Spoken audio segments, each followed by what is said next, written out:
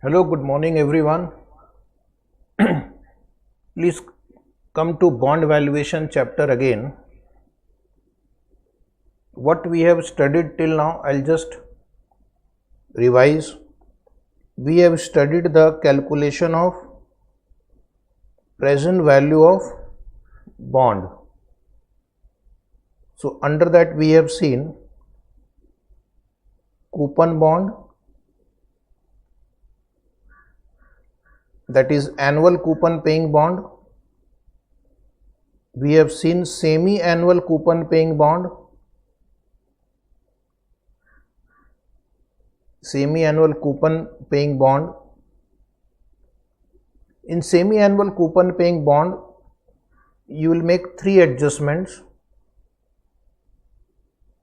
Required rate of return,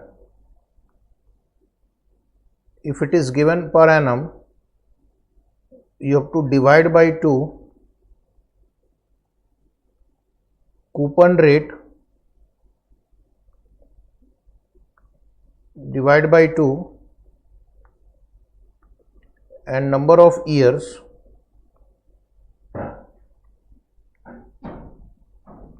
multiply by 2. Number of years multiply by 2. Number of years multiply by 2. Okay. We have also seen the perpetual bond. Perpetual bond present value is annual coupon upon required rate of return.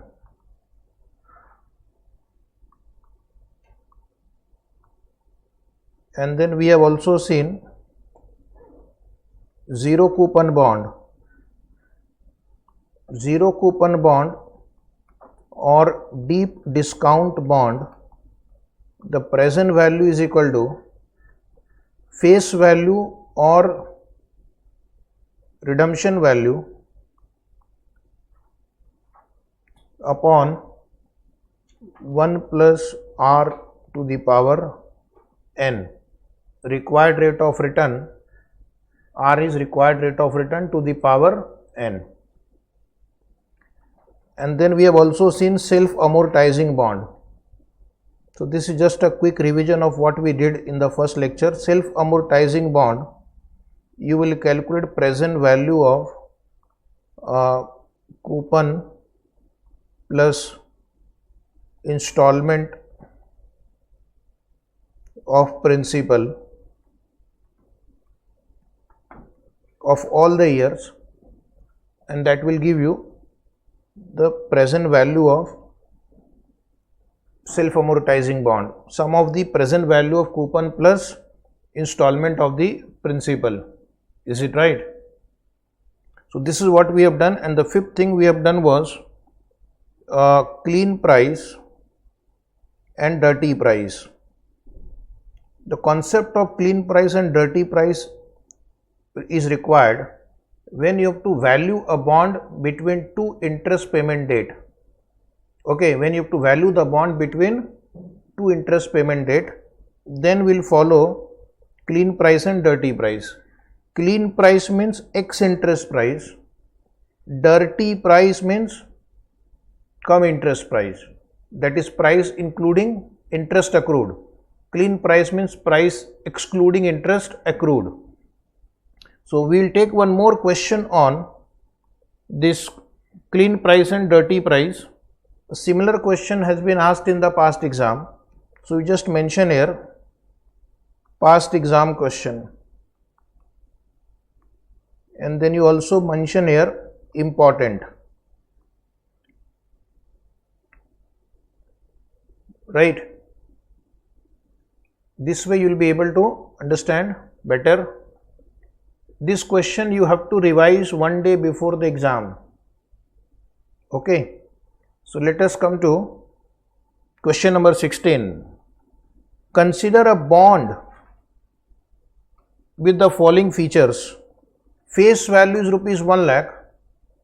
Coupon rate is 12% payable semi-annually. Question number 15 was interest was payable annually. So I have taken two examples and you will get one of this example.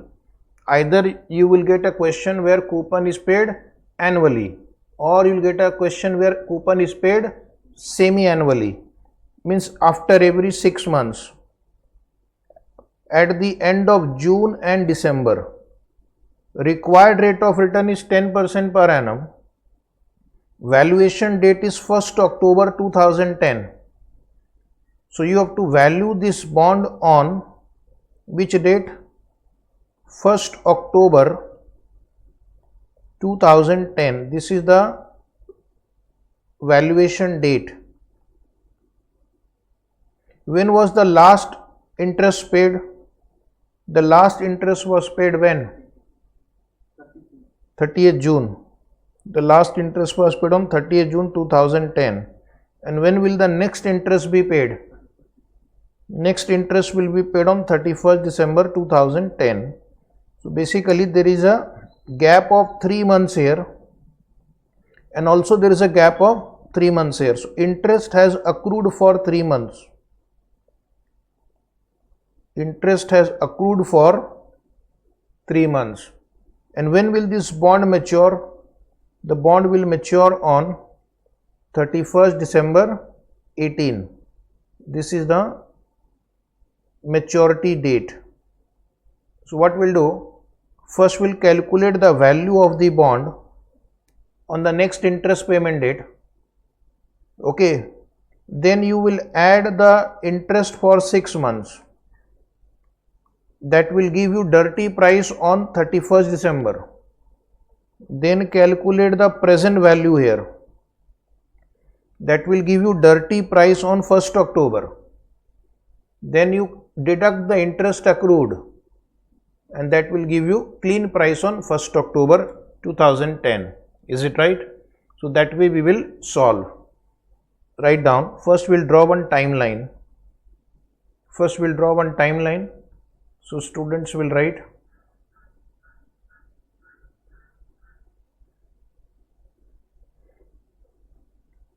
"30th June 2010 is the last interest payment date. 1st October 2010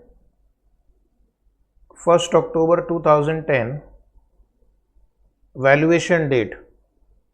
1st October 2010 valuation date. 31st December 2010 is the next interest payment date. 31st December 2010 is the next interest payment date.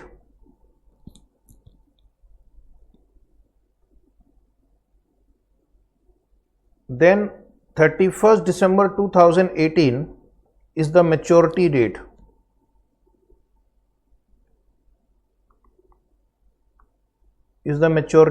Now, if I have to value the bond at this point, I have to see how many coupons are pending. So 31st December 10 and 31st December 18 means there are 8 years. 8 into 2, 16 times coupon is pending. 16 times coupon is pending. And then on maturity date, you will receive 1 lakh rupees principal also. On the maturity date, you will receive 1 lakh principal also. So if I have to value the bond on 31st December, I have to calculate the present value of coupon, and I have to calculate the present value of this face value which I am going to receive. Is it right? Have you drawn the timeline? Okay. So now you start writing step 1. Step 1 will be clean price on 31st December 2010.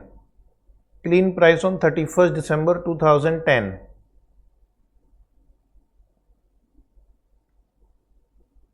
Then you write there calculation. I will show how to do it. Once again, 6000 into PV annuity factor in bracket 5%, comma 16 year. 5% comma 16 year.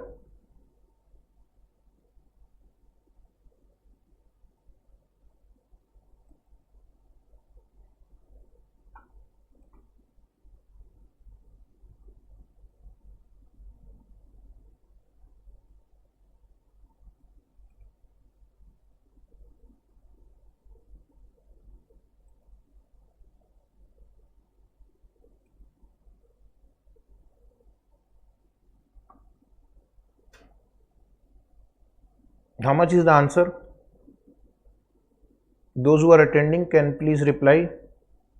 What is the answer for step 1? Step 1 is clean price on 31st December 2010.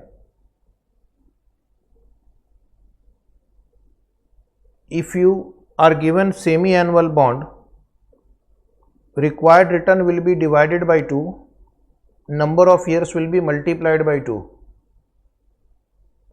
So kindly reply, what is the present value on 31st December 2010?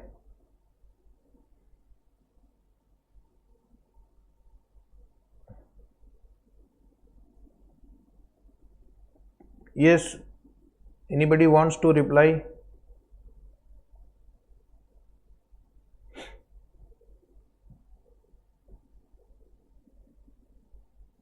Waiting for your answer. One student has said, Divya has said 57892. 57892 is not right. So 6000 into, first you calculate annuity factor 10.8378 plus 1 lakh into present value factor 0.4581. So the answer comes to 1,10,836.80. Is it right now?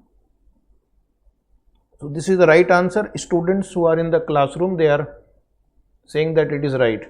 So we'll go with this answer, and those who could not get it, please check it again. If you have doubt, then ask me. Other student can also reply. Okay, so now I'll go to step 2. So we have got the clean price on 31st December. I will add the coupon of this date also, because that is also pending. So that will give me dirty price. So write down step number 2. Step number 2, write down dirty price on 31st December 2010. Dirty price on 31st December 2010.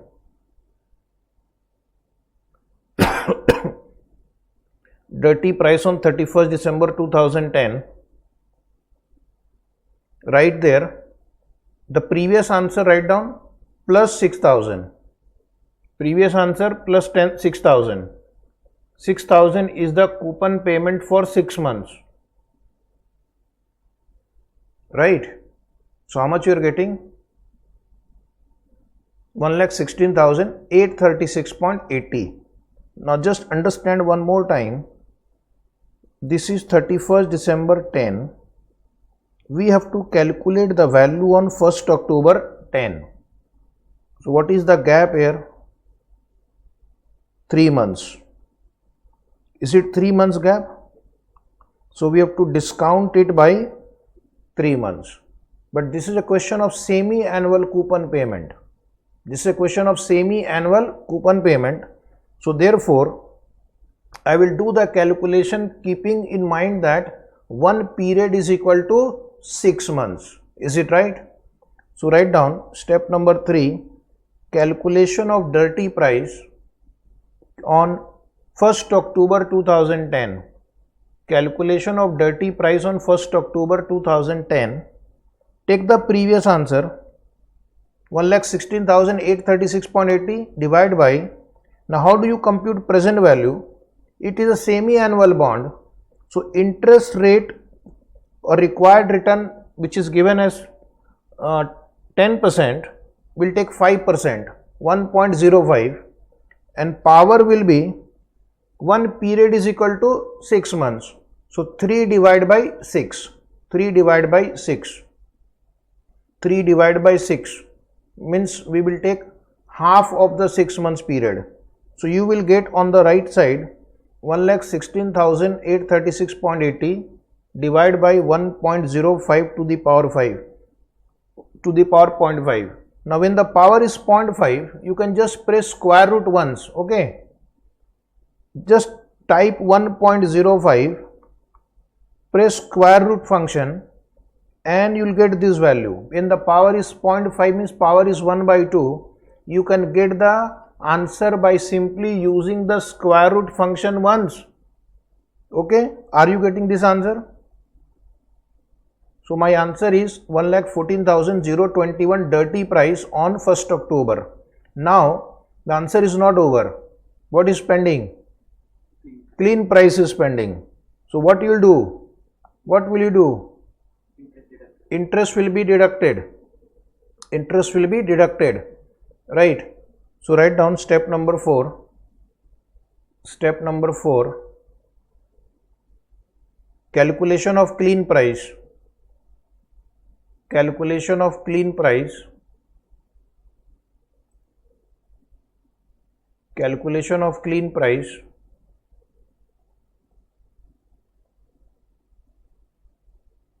First, I will compute accrued interest for last 3 months. So clean price is equal to dirty price on 1st October 2010. Dirty price on 1st October 2010 minus interest accrued for last 3 months, minus interest accrued for last 3 months, minus interest accrued for last 3 months. So go to the previous answer. This was the dirty price and this is the interest accrued for last 3 months. 1 lakh into 12% into 3 by 12. Interest accrued for last 3 months.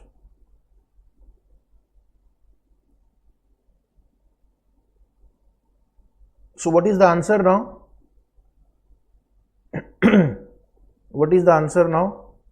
This time the answer is very easy. Interest accrued is 3,000. So final answer is clean price is 111,021.05. Have you got it right?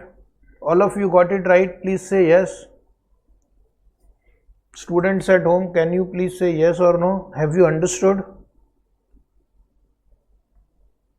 Have you understood? Okay, Roshni and Divya, you understood, very good. Now come to next paragraph, bond valuation and time to maturity. Bond valuation and time to maturity. So the value of the bond approaches its par value as the time to maturity approaches its maturity date, other things remaining the same. So suppose this is the par value of the bond. Okay.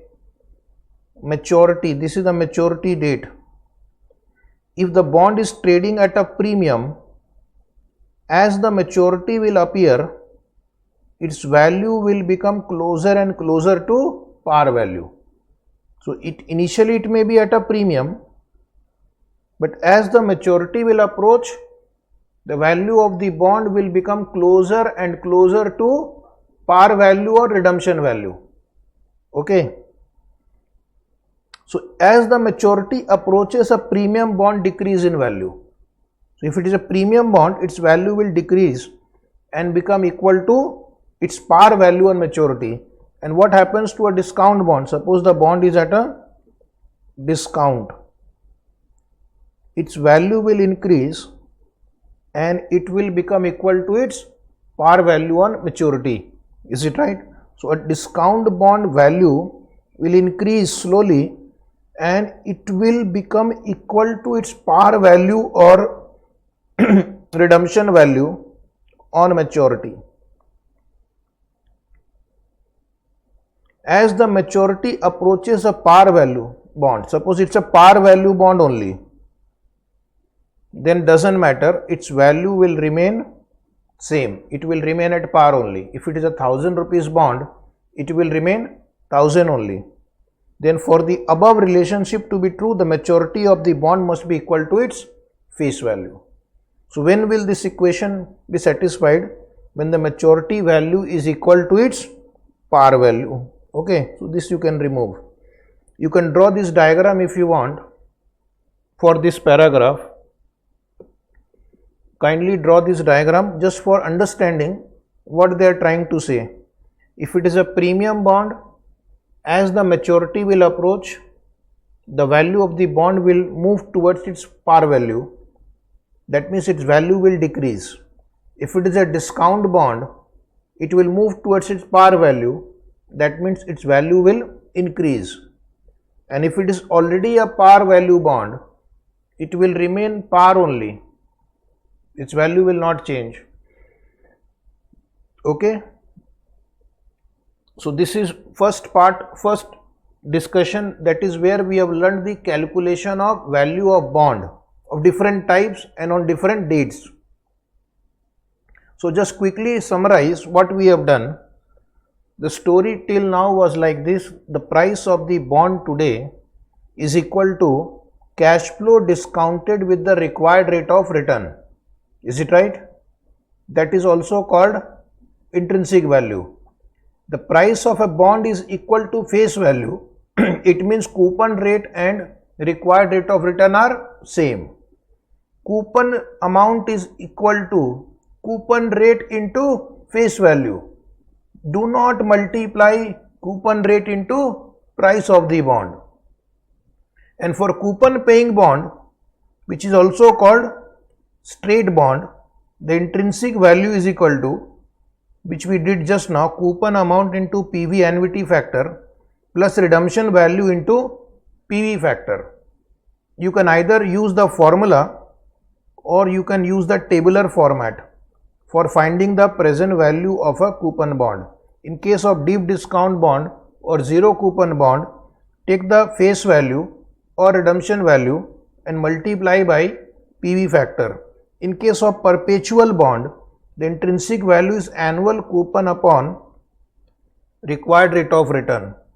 Clean price of the bond is dirty price, also called full price minus accrued interest.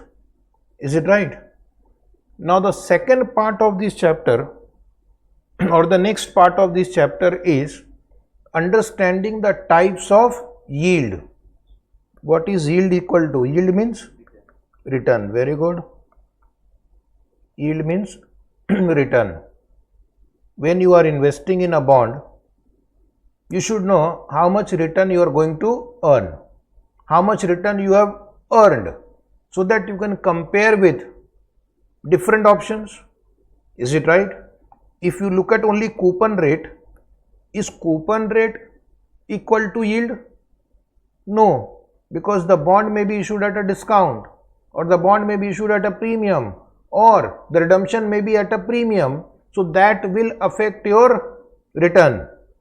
Is it right? In case of bond issued at par, redeemed at par, coupon rate and yield will be equal. But if the bond is issued at par, premium or discount, redeemed at premium or discount, then the yield is not equal to return. Okay. So there are different types of yield associated with bond. Any of these can be asked in the exam.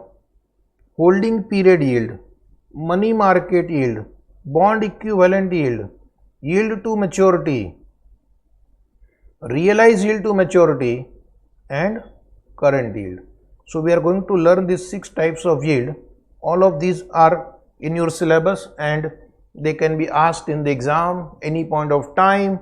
So let us first learn holding period return or holding period yield. In short, we will call it HPY. Okay. Now it is very simple. This is simplest. Suppose it is 1st January 2024, 31st December 24.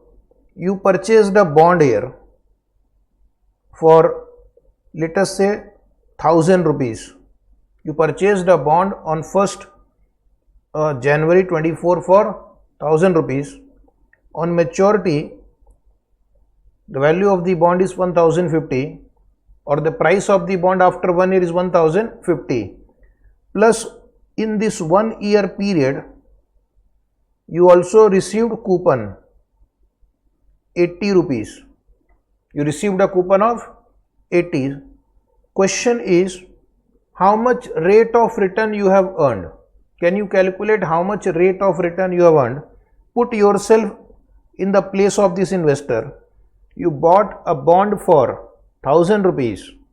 At year end, you got a coupon of 80 and you got the price of the bond as 1050. How much return did you earn? Yes, reply please. How much return did you earn?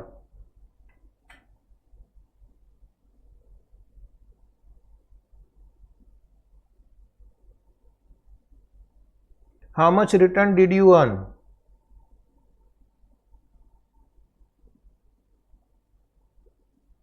Anybody who wants to answer? One student said 13%. Very good. Is it 13%? How did you get 13%? You invested 1000 and you received 1130. So 130 rupees you earned by investing 1000 rupees. So that is 13%. Is it right? So that is how we calculate the holding period yield. Holding period yield is the total return received from holding an asset or portfolio of asset over a period of time. Is it right? And we will answer in percentage. We will not write 130 rupees. We will write 13%. And how do you compute it? The formula is what you did just now. Income plus end of the period value minus initial value divided by initial value. So let us check whether this formula is right. When you invest in a bond, there are two types of income you get. One is the coupon income. How much was coupon income? 80. And one is capital gain or loss. So you got 1050 and you had invested 1000 rupees, which means 50 rupees was your capital gain. So coupon income plus capital gain together is your total return, and divide by the amount you invested. So the amount you invested was 1000 and hence the answer is 13%. So what we'll do, we'll apply the simple formula, but there is no need to remember the formula. It is the income from coupon and capital gain or loss on bond divided by the amount you invested in the beginning, initial value, and that gives you the return on the bond. So we'll take one question 17 which is printed below. This question was asked in RTP long back, but still it was asked in RTP, so it is relevant. A have purchased a bond at a price of rupees 800 with a coupon payment of 150 and sold at rupees 1000. 1. What is his holding period return? If the bond, second question, if the bond is sold for rupees 750 after receiving 150 as coupon payment, then what is his holding period return? Is it right? So first what you do, first write this formula. Write this formula. Holding period return is equal to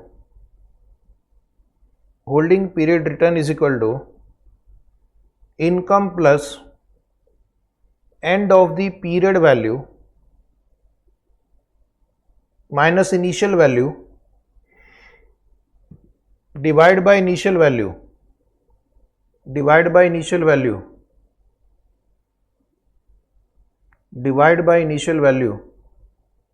So there are two cases. Case 1, holding period yield is equal to, what is your coupon payment here? 150. In the case 1, what is the end of the period value?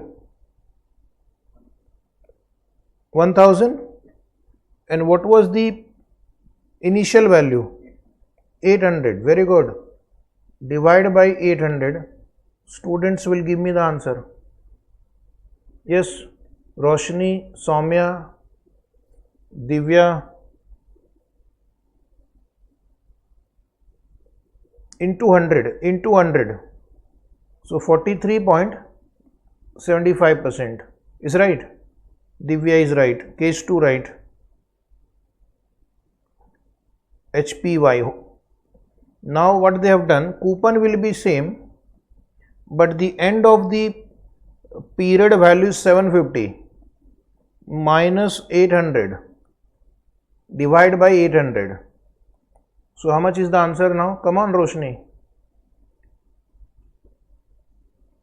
Yes, Amol, come on.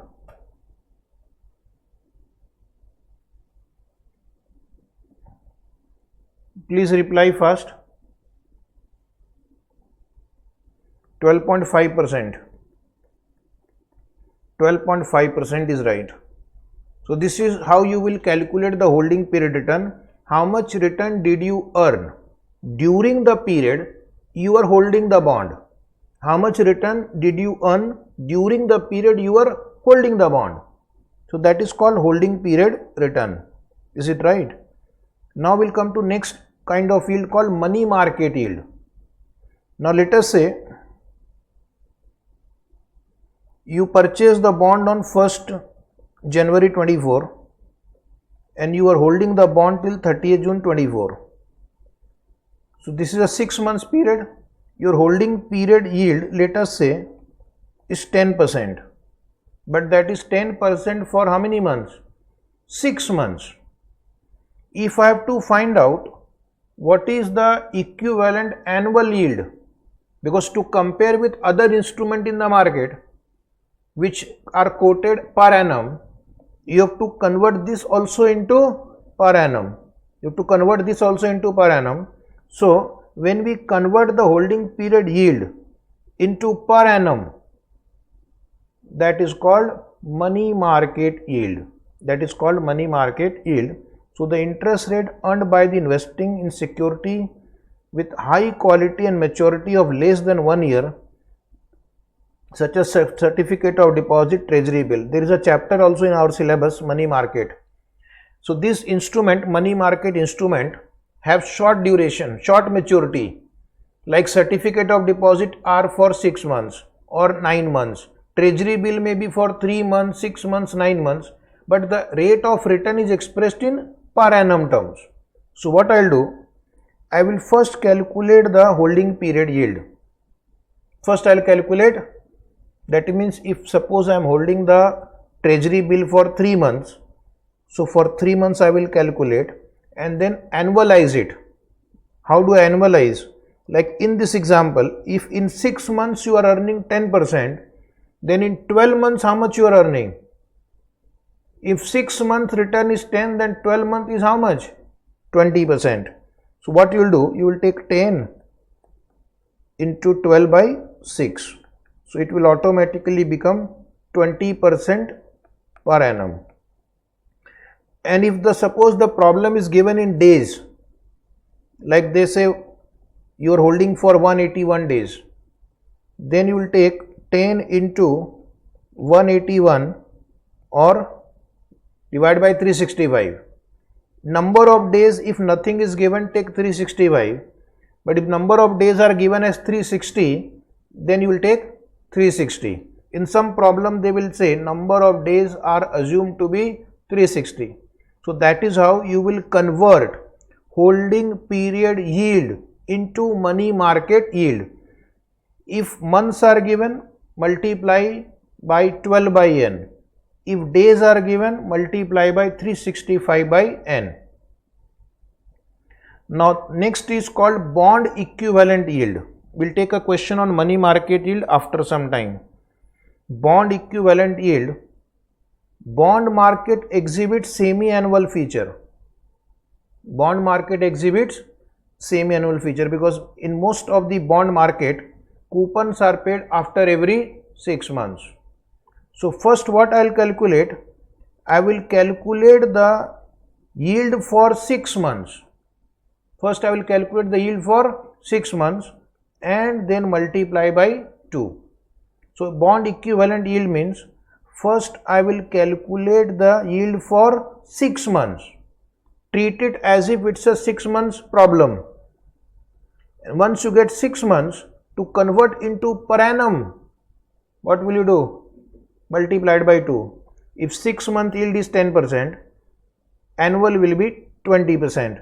So this is called bond equivalent yield. In short, we will write BEY.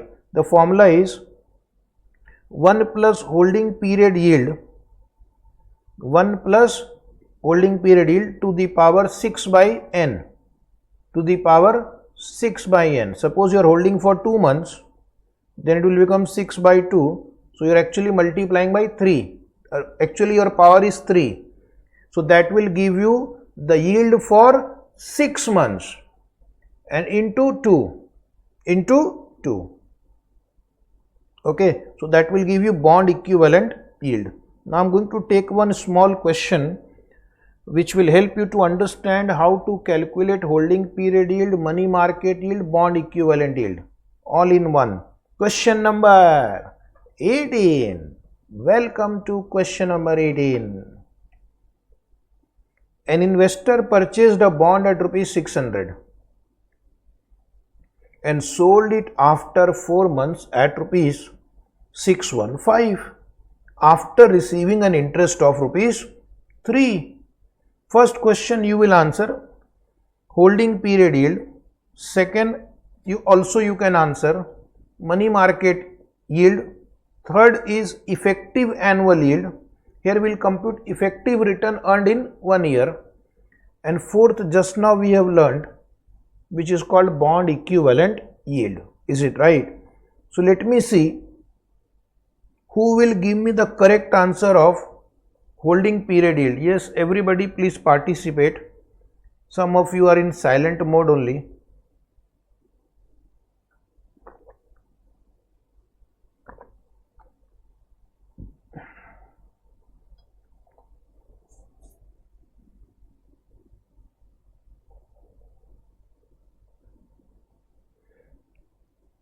Yes, holding period yield. Holding period yield. Come on, Divya 3%, Amol 3%. Right. So first write down the formula. Always start with the formula. Don't write directly in the exam. So you will present the answer very, very nicely. Holding period yield HPY is equal to income plus end of the period value minus initial value divided by initial value. Right? After writing the formula, put the values 3 plus 615 minus 600 divided by 600. What is the answer? 3%. This is holding period yield and this problem is for how many months? 4 months. So in 4 months if you earn 3%, in 12 months you will earn how much? That is called MMY, money market yield. Write down below money market yield. Money market yield. We have a chapter also called money market. Anybody for money market yield? Yes, Roshni. So you will write the formula first. Money market yield is equal to holding period yield into 12 by n. Holding period yield into 12 by n. So you will write 3 into 12 by 4. Write nicely. Write nicely. Then your answer is 9% per annum compounded every 4 months. 9% per annum compounded every 4 months. 9% per annum compounded every 4 months. 9% per annum compounded every 4 months. Is it right? Then we'll write down effective annual yield. Now first I'll explain, then you will understand better. Effective annual yield I am explaining. Students will not write, just wait. In this question, you are holding for how many months? 4 months. So suppose you have 1 rupee invested in the beginning. Suppose you have 1 rupee invested at the beginning. And what is your holding period yield? 3%. So 1 rupee will become 1 plus 3%, 1.03. Then after another 4 months, that means at the end of 8 months, 1.03 will earn another 3%. How much? 1.0609. 1.0609. And after another 4 months, that is at the end of 12 months, 1.0609 plus 3%. How much is that? 1.0927. So if you earn 3%, again you earn 3% on that amount, and again you earn 3% on that amount, how much amount you will have at the end? 1.0927. So 1.0927 minus 1, that is the amount you had invested, you got 0.0927, which is equal to 9.27%. This 9.27% is called effective return. I think in mathematics also there was some similar concept.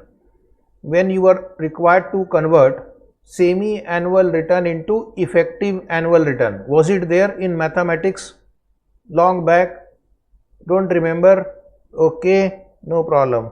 So that is the logic of effective annual yield. But suppose it was a 12 months, 1 month return given, so you have to do this exercise 12 times.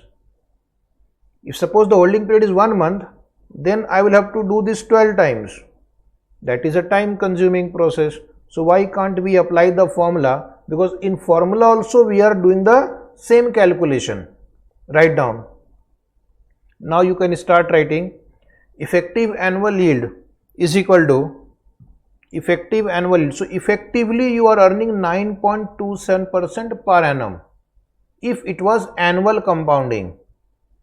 Okay, 9% is per annum compounded every 4 months, which is equivalent to 9.27% compounded annually. Okay. Solve. How do you solve? 1 plus 0.03 to the power 12 by 4. 3 times return will be earned. 3 times. If one period is 4 months, there will be 3 times the return will be earned. Come on. To the power 4 minus 1. So how much is that? Solve it. Solve it. Come on. You should get the same answer. 9.27% per annum. But this time you will write compounded annually. This time you write compounded annually. 9% per annum compounded every 4 months is equal to 9.27% per annum compounded annually. The two answers are same but expressed in a different way. So effectively your 1 rupee will become 1.0927 after 1 year. Now write down next answer, bond equivalent yield. Bond equivalent yield. In bond equivalent yield, we will first compute the effective yield for 6 months instead of 1 year. Same thing, but we'll do it for 6 months and then multiply by 2. Write down. 1 plus holding period yield to the power 6 by n minus 1 bracket close into 2.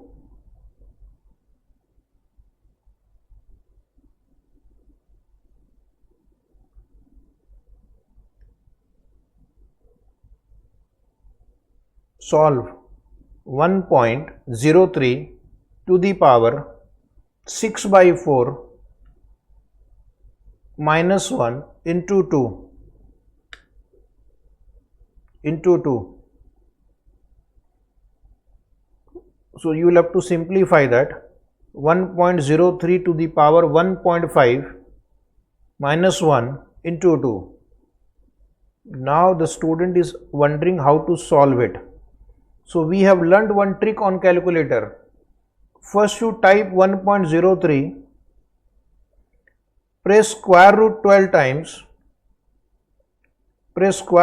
times, then press minus 1, then multiply by power 1.5, press plus 1, and then press multiply equal to 12 times. This is how you can solve when the power is in fraction. So I want you to give me the answer of this question. Please reply.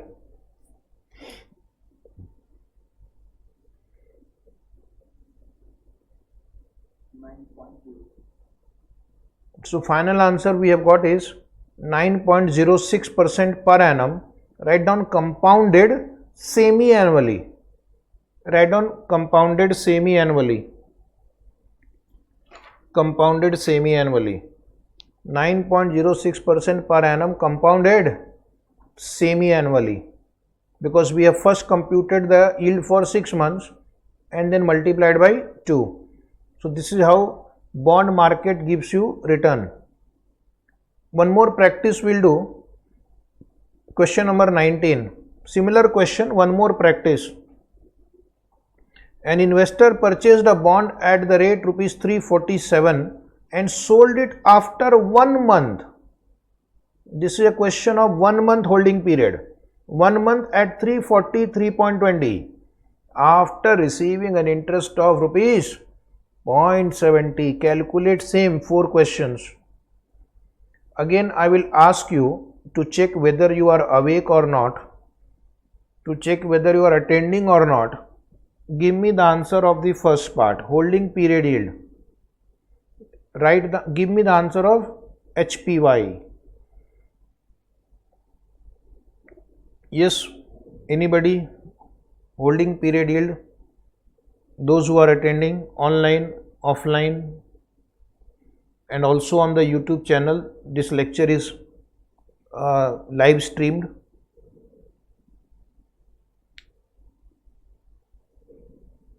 Yes, please reply. Roshni, Soumya, Sumaya, Hari, Divya.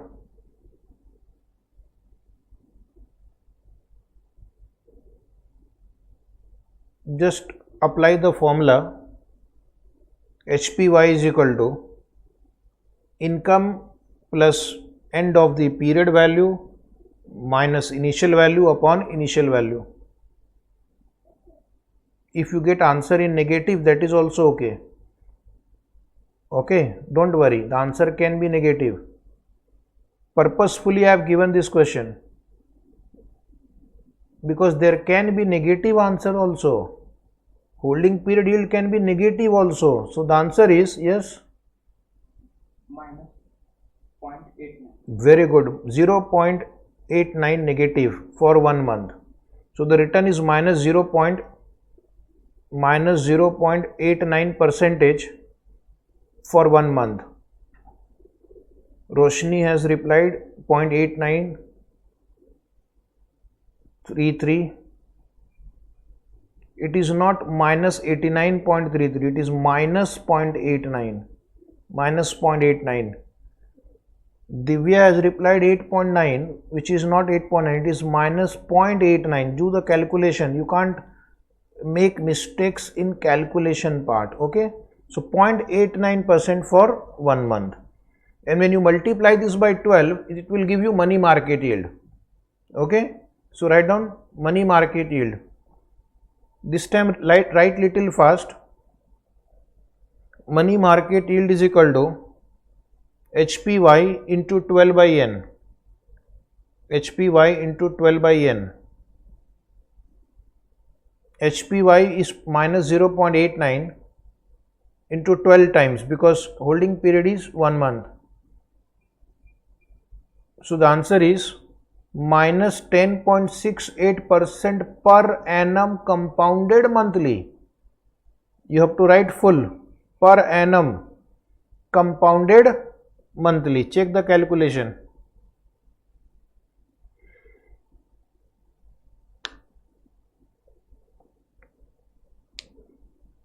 Compounded monthly. Is it right? Now I will calculate effective annual yield. Effective annual yield EAY. Formula is 1 plus holding period yield to the power 12 by N bracket close minus 1. Now this time your return is negative. So here instead of plus, while solving you have to deduct 0.89 from 1. Is it right? So purposefully this question is given so that if you get negative holding period yield, don't get scared. Now I'll put the numbers like this. 1 minus you got 0.89% which is equal to 0.0089. Is it right? And because you have got negative return, I'll put a negative sign here, minus. So 1 minus 0.0089 to the power 12 by 1 in minus 1. So you have to solve. Please reply little fast. Yes, anybody wants to answer? Come on.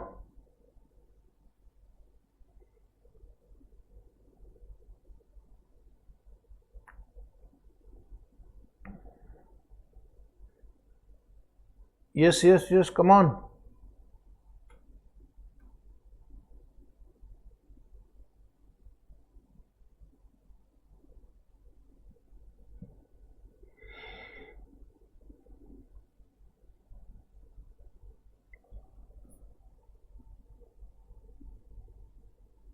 What is your answer? Minus 10.17% per annum compounded annually. Compounded annually, write down. Is it right? And now the next calculation is bond equivalent yield. So here first we'll do the calculation for 6 months and then multiplied by 2. So write down bond equivalent yield is equal to 1 plus holding period yield to the power 6 by N minus 1. So that gives you yield for 6 months into 2.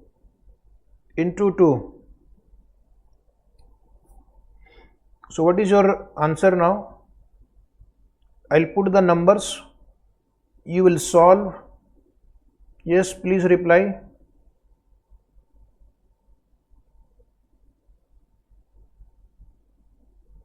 Solve and answer, please. Come on.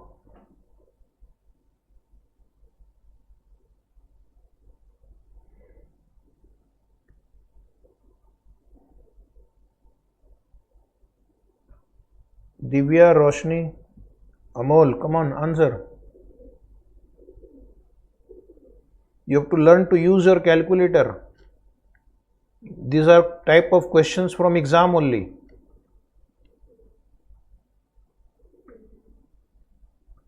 The answer is, final answer is minus 10.445%. Is it right? Yes, per annum, compounded semi-annually. Compounded semi-annually. Compounded semi-annually.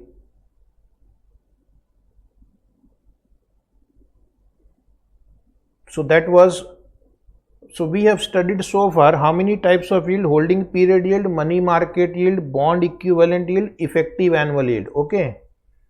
But the most important yield in this chapter is yield to maturity. Yield to maturity. Roshni said 10.46. You are right. 10.46 you can write. Now the next issue is yield to maturity. What is the meaning of yield to maturity? Suppose you buy a bond for 990 rupees. You hold it for say 4 years. Year 1, 2, 3, 4. You receive 90, 90, 90 as coupon. In the last year you receive 90 plus, let us say redemption value is 1050. So this was your investment in the beginning and these were your inflows. Am I right? So the question is, how much rate of return you have earned? What is the rate of return you have earned if you hold the bond till the maturity?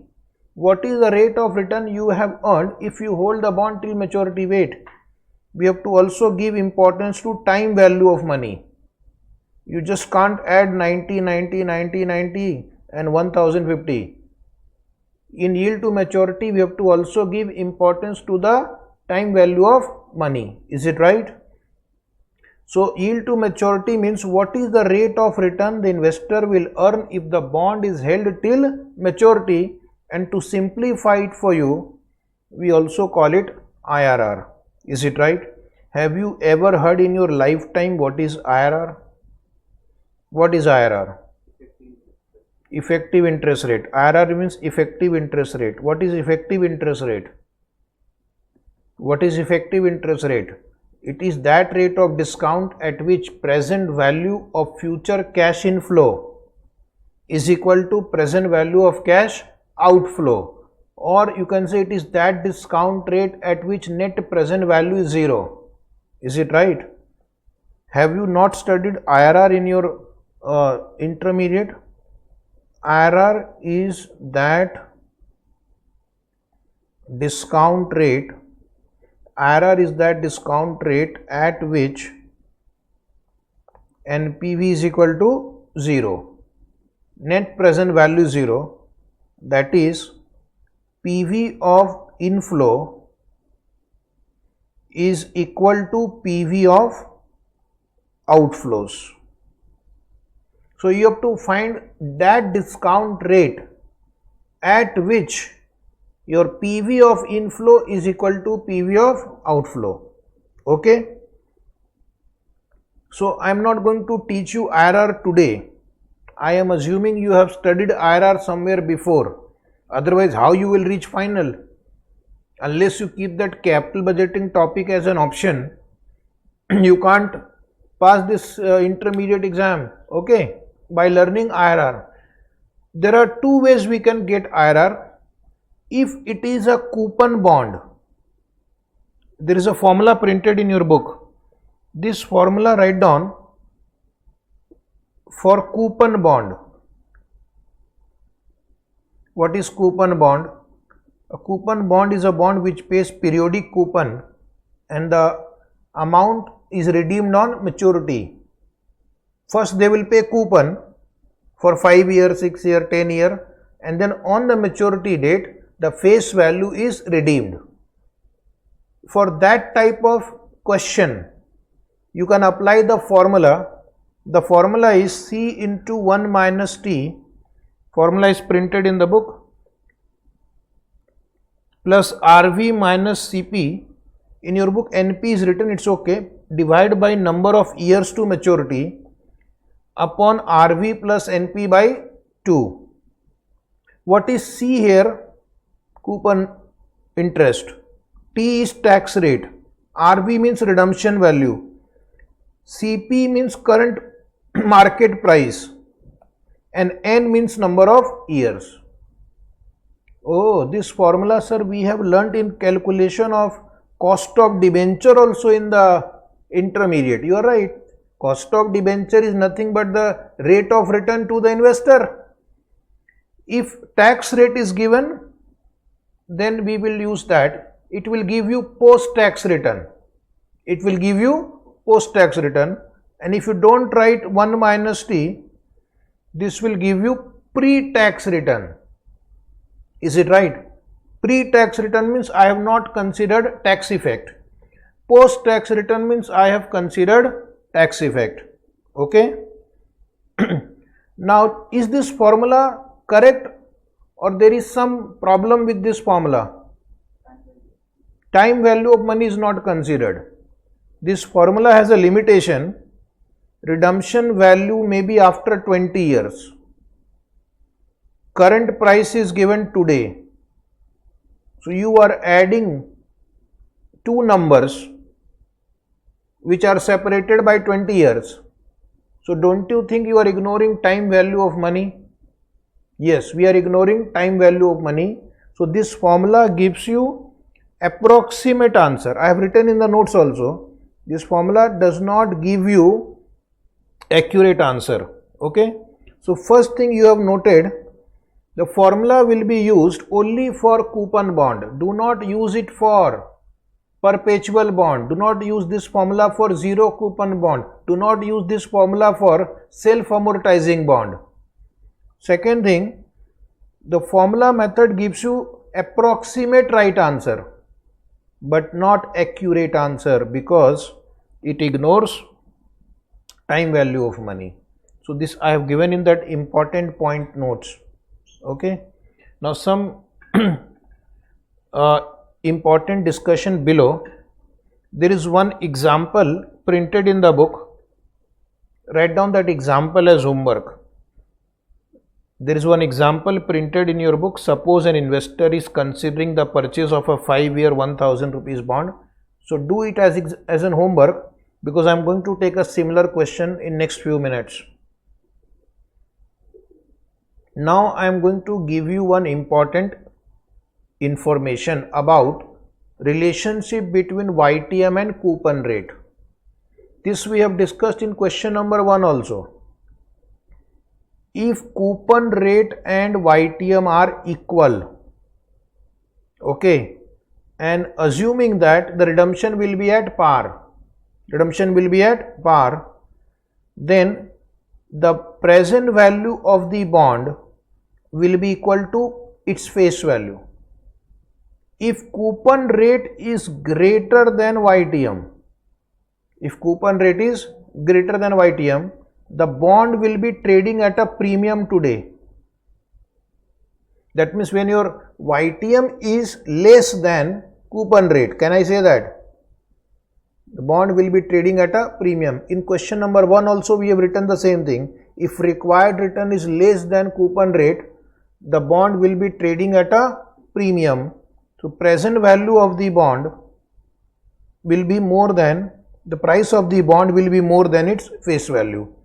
But if coupon rate is less than YTM or YTM is greater than coupon rate, it means the bond will be trading at a discount. That is, the price of the bond today is less than its par value. Okay. These are important hints while solving the problem. If you find that a bond is trading at a discount, it means its YTM will be greater than coupon rate. And if you find that it is trading at a premium, it means its YTM is less than the coupon rate. And if you find that they are equal, face value and price is equal, it means the YTM and coupon are equal, subject to the redemption is at par. Okay, I have written a note here, subject to that the redemption is equal to face value. So now today we will solve few questions.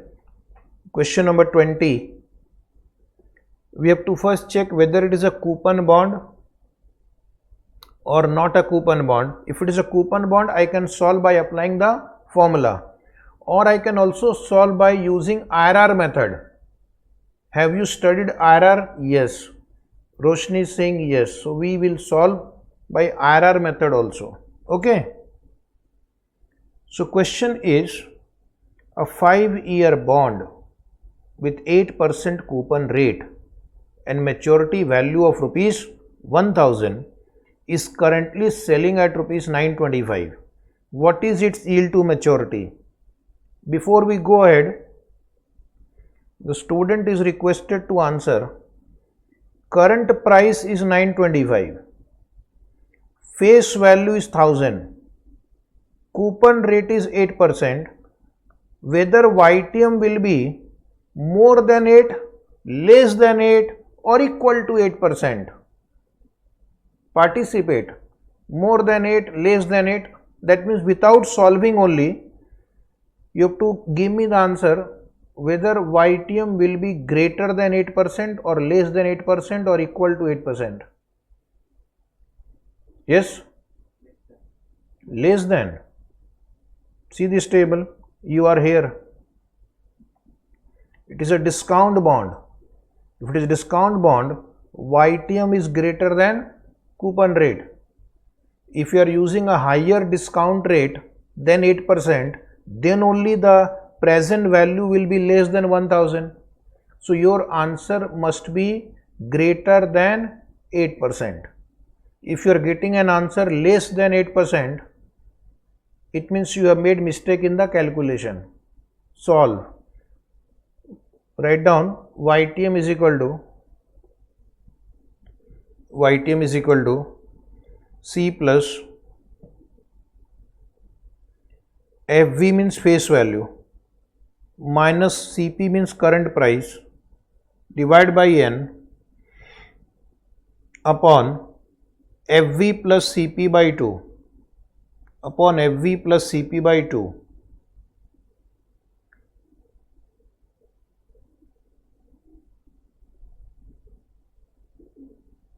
Okay. When you are writing an answer in the exam, then you must explain the terms used in the formula. C stands for coupon, FV stands for face value, CP stands for current price, and this N stands for number of years. In the classroom we will not write these details in every problem, but in the exam you must write, otherwise some examiner can deduct marks for this also, right? So now put the values and solve. Please reply little fast. 80 plus 1000 minus 925 divided by 5 upon 1000 plus 925 by 2.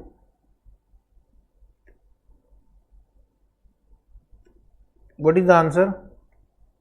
20.77. The final answer is little more than 8%, 9.87%. 9.87%. 9.87%.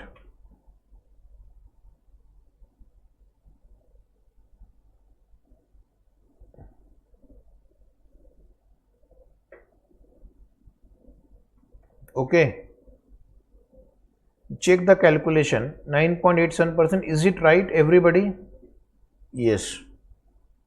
Now what I'll do, I will solve by IRR technique also.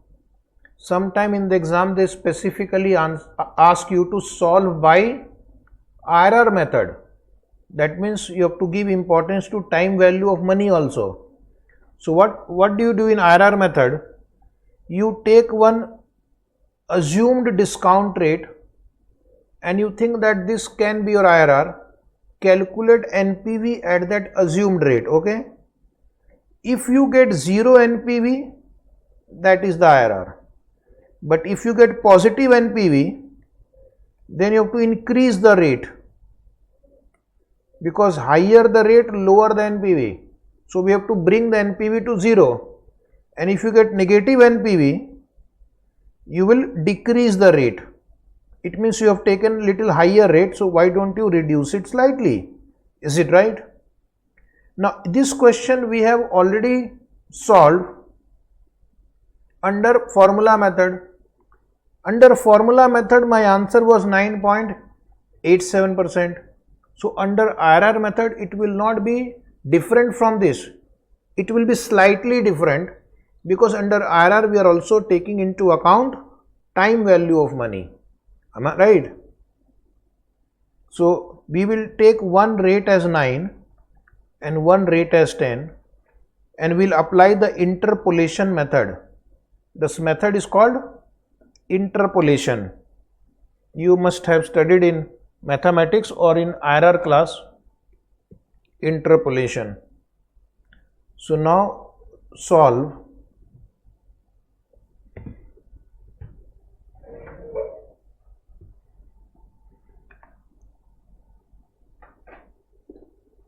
Draw the format first. This is the format we will use in your entire syllabus for IRR or YTM calculation. Okay. Year, cash flow,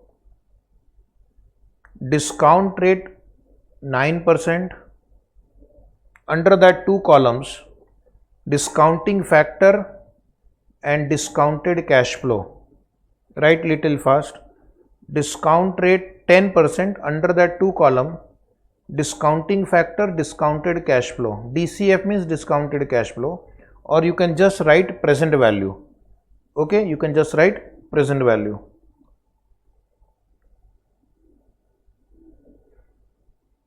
So draw the format. Once your format is over, you will say yes sir, then I can proceed further. Is the format over? So first I will write the cash flows of this question. In year 0, there is an investment in bond 925. Then for 5 years, you will receive coupon 80 rupees, and in the 5th year, you will receive 1000 rupees redemption value. Okay, you will receive 1000 rupees redemption value. So now what we'll do, we'll calculate the discounting factor first. Year 0 always 1. Calculate on your calculator annuity factor for 5 years at 9%. Is it 3.8897? Very good. Next. Last 5th year factor, write down 0.6499. Now multiply 925 into 1, same. 80 into 3.8897. 311.176. 649.90. Take the total. Anybody total of this column? Total.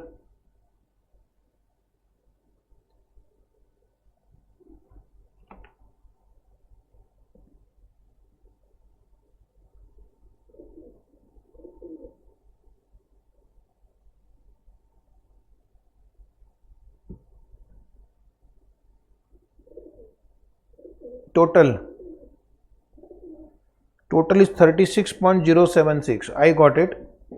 Now this is positive NPV.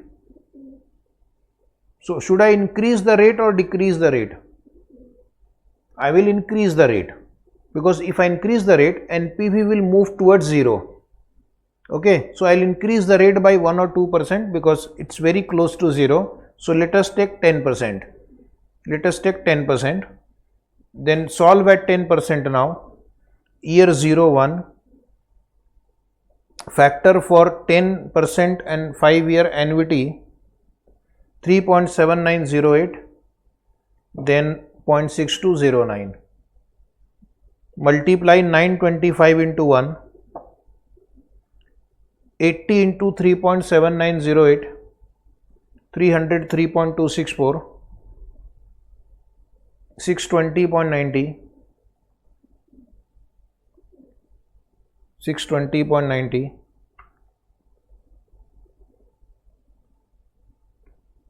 Total of the last column is 0.836. 0.836 approximately, negative. Approximately, it is close to 0.836. Okay. One is positive, one is negative. If one is positive, one is negative, what does it indicate? That the answer is between 9 and 10. It is more than 9, but it is less than 10. So therefore we have to apply a formula to get the answer. So this formula is like this. YTM is equal to, if you know any other formula you can write that, answer will be same. YTM is equal to start rate means 9%, okay, the lower of the two rate, plus surplus means NPV at lower rate.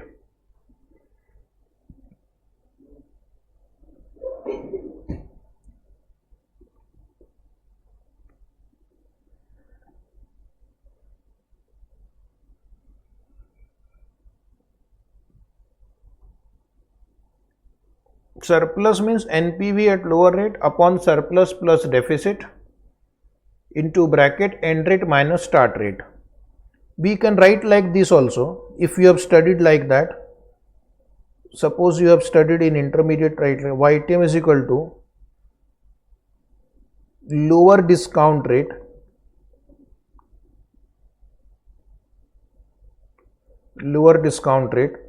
plus NPV at lower discount rate upon NPV at lower discount rate minus NPV at higher discount rate into the difference between higher discount rate minus, this is what they teach you, yes or no? Yes, this is also okay, you are doing the same thing.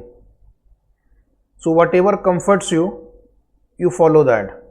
If you think this is taught to you, follow that. If this is taught to you, follow that. So now tell me, you will have to give me the answer. Lower discount rate was 9%, right? And what was the NPV at the lower discount rate? 36.076. 36.076 upon 36.076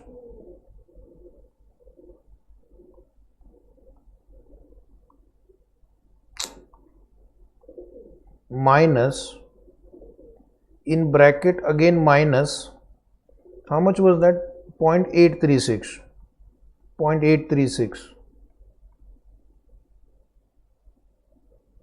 into bracket 10 minus 9.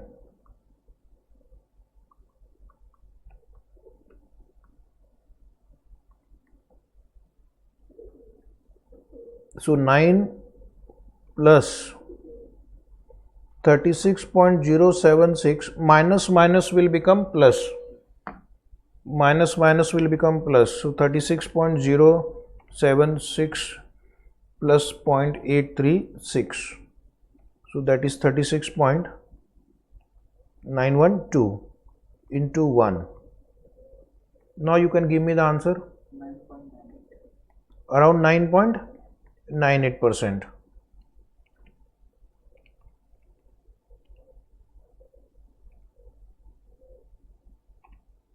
9.98%. This is how you compute the IRR. Okay, 9.98%. Got it? Yes. Is everybody getting 9.98%?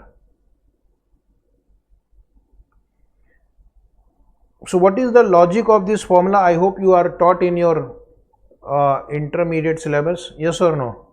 Not taught. I'll just explain briefly because today's topic is not IRR. So see the logic of this formula. When the discount rate is 9%, NPV is 36.076. When the discount rate is 10%, NPV is minus 0.836. So what is the change in NPV? Change in NPV from 36.076, it has become minus 0.836. So the change in the NPV is 36.912. And what is the change in discount rate? Change in discount rate is 1%, from 9% to 10%, which means a 1% change in discount rate. A 1% change in discount rate will produce a change in NPV of 36.912. Is it right? 1% change in discount rate will produce 36.912 change in NPV, but I don't want to change NPV by 36.912. I want that this number should become 0. So I want to change it only by 36.076. If this number is reduced by 36.076, my NPV will become 0. So then by what percentage the discount rate should change? Then by what percentage the discount rate should change? So we'll do cross multiplication. 36.076 into 1 divided by 36.912, which comes to 0.98. Is it 0.98? So 9 plus 0.98, that is what I have written here, 9, and this whole thing is 0.98. 9 plus 0.98 is 9.98% is the IRR. That was the simple logic of IRR calculation. Is it right? So that was my answer. Now we'll come to question 21. Question 21. In the exam, you can either solve by formula method or IRR method. Question number 21. Question number 21. A bond of rupees 10,000 bearing coupon rate 12% and redeemable in 8 years at par is traded at 10,600. So my question is whether YTM will be less than 12% or more than 12% or equal to 12%. If the bond is trading at a premium, tell me quickly, if the bond is trading at a premium, so your YTM will be less than coupon rate. YTM will be less than coupon rate, because if you use a lower discount rate, present value will be higher. So you should get an answer which is less than 12%. Okay, so students are right. So write down the formula. Write down the formula first. It's a coupon bond. I can use the formula. Yes, very good, Roshni.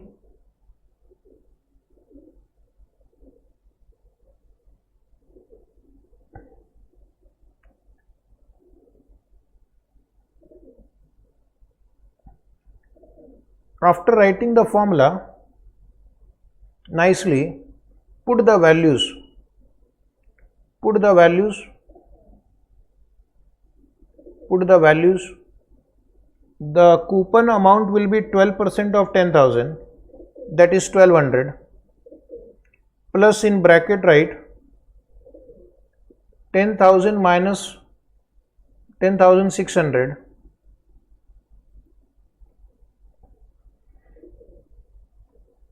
upon 8 upon 10,000 plus 10,600 divided by 2. Quickly reply. Please reply fast.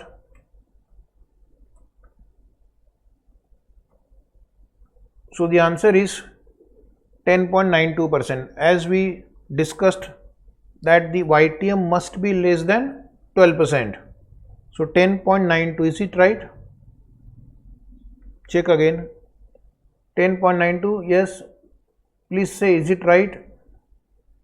Write in chat box, yes sir, it is right.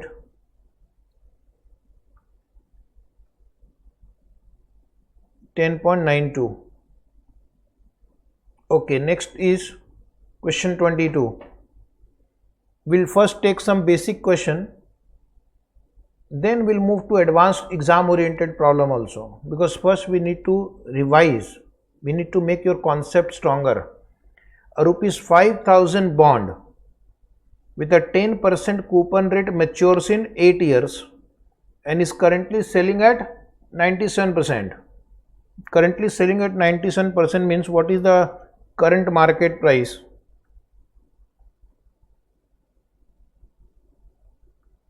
Current market price, write down 97% of 5,000.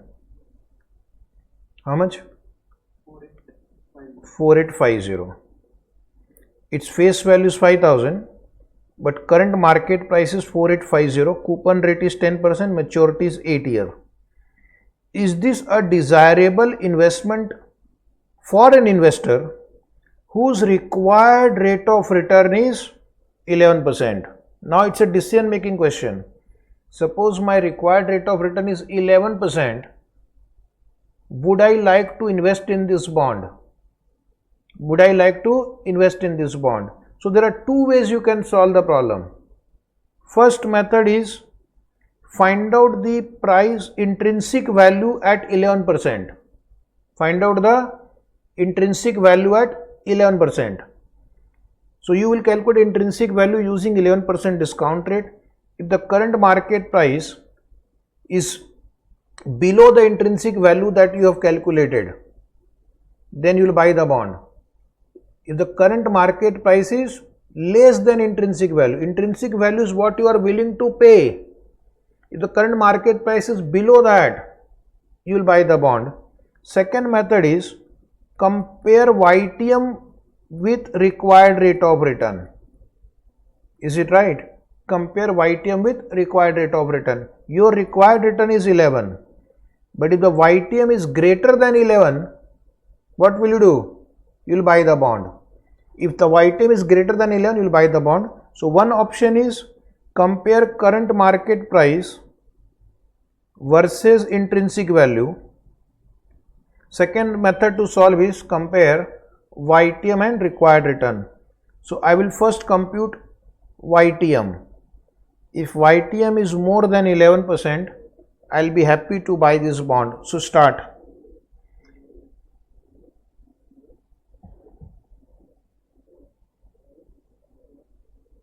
YTM is equal to C plus FV minus CP upon N upon FV plus CP by 2.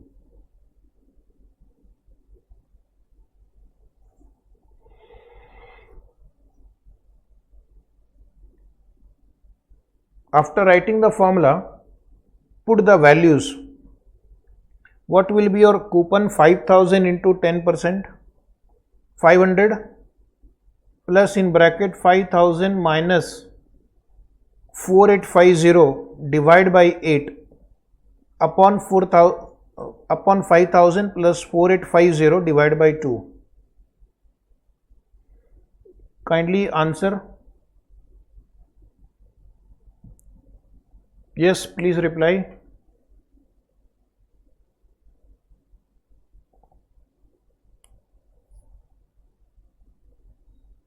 Yes, please reply. 10.53%. Is it 10.53%? Very good, Roshni. What happened to other students who are learning at home? You have stopped replying only. Only few students are replying. 10.53%. And how much is your target return? 11%. But the bond is giving you less than 11%. So would you buy? No, I will not buy because it is giving me less return. So write a note, write the conclusion as the YTM is less than required return. As the YTM is less than required return, the bond is overvalued.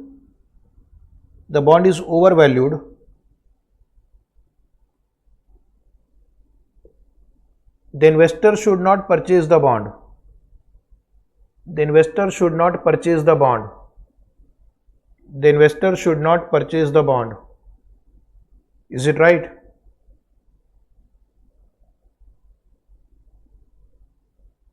The investor should not purchase the bond.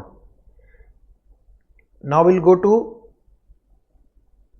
another way of solving the same question. Write down alternatively. This time we'll compare intrinsic value with current market price. And intrinsic value will be calculated using 11% discount rate. So write down alternatively. This is method 2. In the exam, just apply one of the two methods.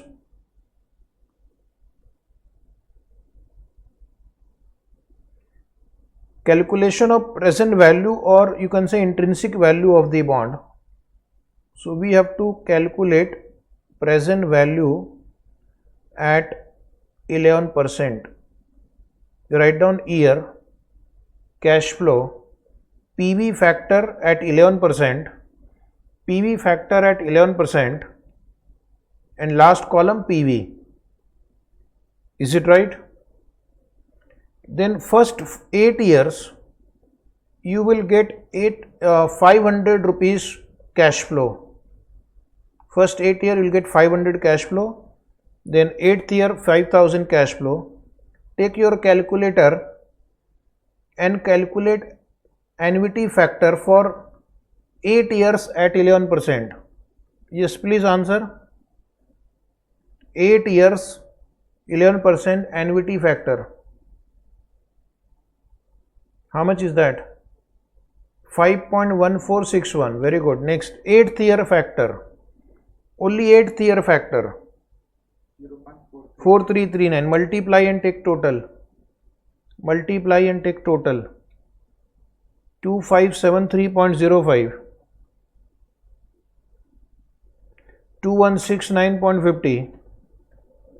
2169.50. Total is 4742.55. You are willing to pay 4742.55, but the bond is trading at 4850. Yes or no? So the current market price is more than intrinsic value. Therefore, it should not be purchased because it is overvalued. So write down the conclusion. The investor should not purchase the bond as it is overvalued. The investor should not purchase the bond as it is overvalued. The investor should not purchase the bond as it is overvalued.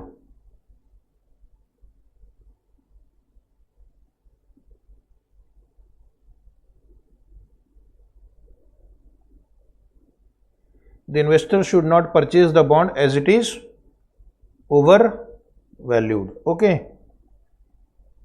So this type of questions are asked in the exam. Now we'll take one exam question. Question number 23. Sorry, 20. This is 23. By mistake it is written 25. Question number 23 in your book. Tick mark important. Tick mark question 23 as important question because it is asked in the exam. There is a 9% 5-year bond issue in the market. What is 9%? Coupon rate. Is it right? And the time is 5 year. The issue price is 90. Issue price is 90 and the redemption price is 105. For an investor with marginal tax rate of 30%, marginal tax rate of 30% means on interest you have to pay 30% and capital gain tax rate is 10%. Capital gain tax will be applied when this bond will be redeemed because you will get a profit of 15 rupees when this bond will mature. So government will say, oh, you bought at 90, now you are selling at 105. Please give capital gain tax.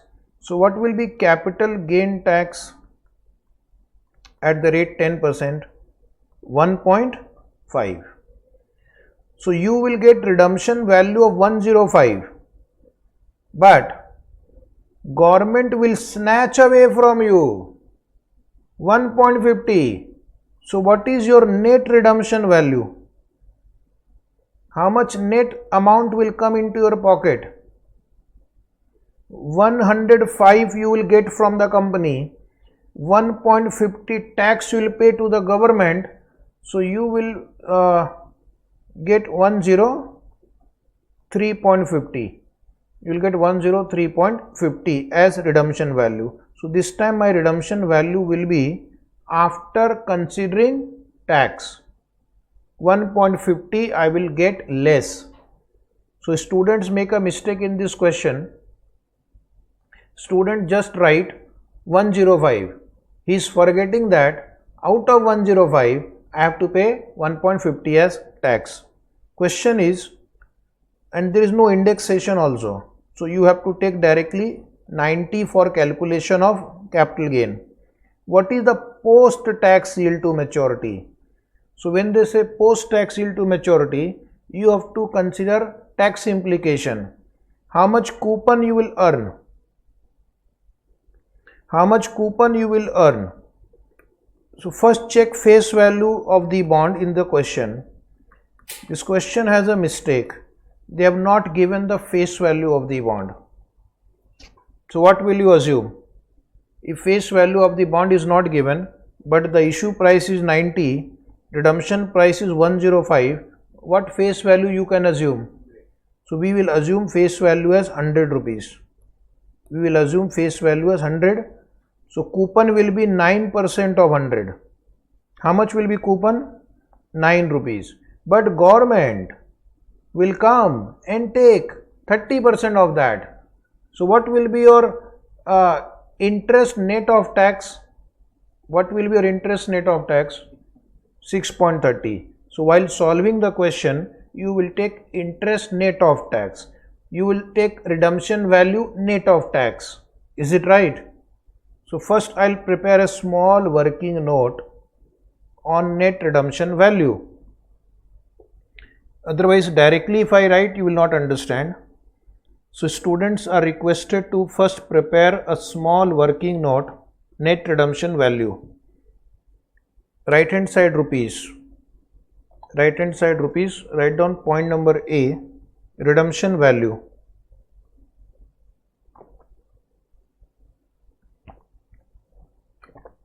Redemption value is 105,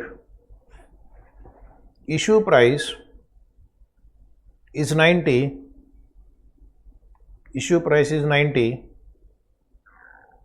capital gain is 15, correct? No indexation. So on capital gain you will pay tax. Tax on capital gain.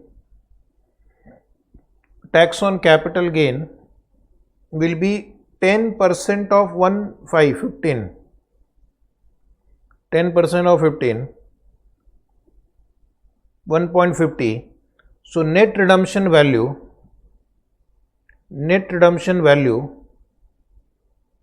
will be 105 received from the company minus 1.50 tax paid. Minus 1.50 tax paid. So therefore the net redemption value is 103.50. Is it right? So what mistakes students make? Some of them don't consider 1.50 in the calculation. They take 105 only in calculation. Second mistake they make, they take the difference between 15 and 1.50 as redemption value. How can that be the redemption value? Okay, so now write down formula. YTM is equal to C into 1 minus T, C into 1 minus T plus RV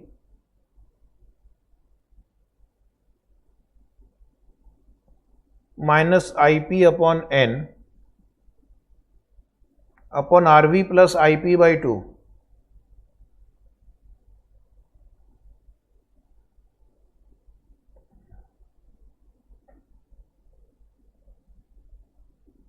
Solve. Here this time we have included one more calculation, tax rate. Okay. So the answer will be, first put the values, 9 into 1 minus 0.3 plus 103.50 minus 90 divided by 5 upon 103.50 plus 90 upon 2. Yes, Divya, what is the answer? Divya is saying 9.3%. You are right. Amazing. Clap. So 9.3% is the answer. This is how you will solve if this question comes. There is one more way you can solve, and that is by applying IRR technique. Do you want to solve by IRR technique also? Let us practice one more IRR. Write down method 2. In the exam you are required to solve only once, but in the classroom we have to learn. So method 2, write down. Method 2, calculation of YTM using IRR. Calculation of YTM using IRR technique. Calculation of YTM using IRR technique. If specifically they ask in the exam IRR technique, then you follow that. Otherwise you can choose any of the two. In the formula method we have got 9.3%. So IRR method will also give you somewhere close to 9.3%. So I will take the lower rate as 9 and the higher rate as 10. Solve. Please solve fast. I think we have already written factor in one earlier question, so you can copy factors from there. Cash flow, write down. Year 0 you have to invest 90 rupees. Year 1 to 5, you will get interest of 9 rupees, you will pay tax 30%, so your cash flow will be 6.30, and in the last year your net redemption value is 103.50. Net redemption value is 103.50. So with that, solve now. Factor we have already calculated in question number 20. So maybe you can just copy from there little fast. Question 20. Multiply cash flow and factor. Take the total. It comes to 1.77. Check. It comes to 1.77.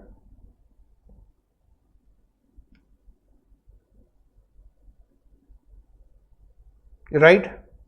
Then it is positive or negative? Positive. Increase the rate 10% now. Take 10%.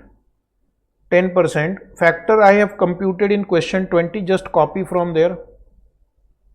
Copy from your notebook. Question number 20.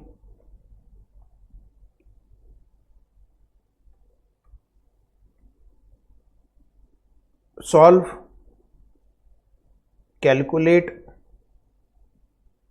the net present value. This time it is negative 1.855. Okay, so now you will answer what is IRR. Please reply, everybody, those who are attending offline, online or on YouTube.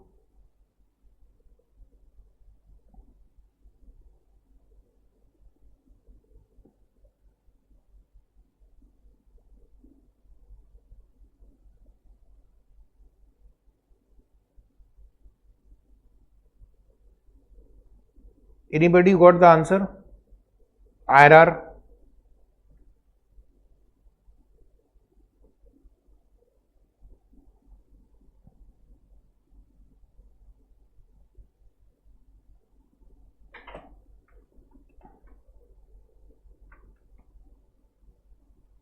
So you will get 9.49%. Check.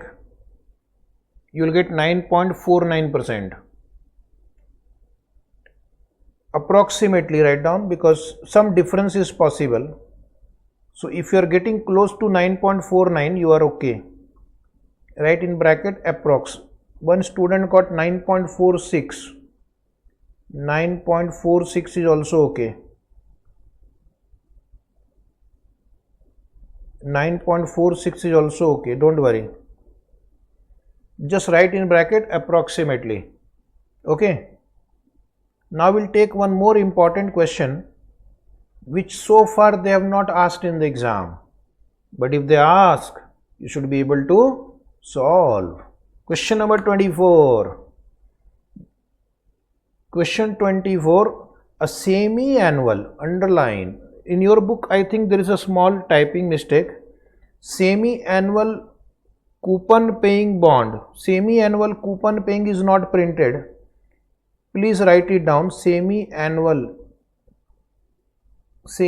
write down, has following features: face value 1000, original maturity 10 year, remaining maturity is 5 year. So we have to look at the remaining maturity. We have to look ahead, not what happened in the past. So remaining maturity is important. Issue price is 990. Current market price is 962. Coupon rate is 12%. So we have to look at this current market price, because if I purchase the bond today, how much amount I have to pay? 962, not 990. 990 was paid earlier, but today we have to purchase the bond for 962. Okay, then coupon rate is 12%, income tax rate is 30%. So income tax rate 30% will be applied on coupon, and capital gain tax rate is 10%. So you will purchase the bond for 960 and you will redeem the bond for 1000. So there will be some capital gain, 38 rupees. On that you pay 10% tax. One more tax issue is involved. There is a tax rebate of 20% on investment in this bond. This is one more variable we have added. There is a tax rebate of 20% on investment in this bond. So tell me, what will you do with this 10% tax rebate of 20%? So when you will purchase the bond for 962 rupees, government will give you tax rebate. So your investment amount will reduce to that extent. You pay 962 and you immediately get tax rebate of 20%. So my investment will be 962 minus 20%. Is it right? So that will help me to increase my rate of return. Again, the question is calculate post-tax YTM. Got it? So first what I'll do, first I'll prepare a working note, net initial investment. As you know, when you invest in certain bond, you get tax rebate under section, which is that section? Income tax section 80. Okay, don't remember, I also don't remember. But by investing in certain bond, you get deduction and exemption. Is it right? So write down first step 1, net initial investment. Net initial investment, right hand side rupees. First point A, current price of the bond.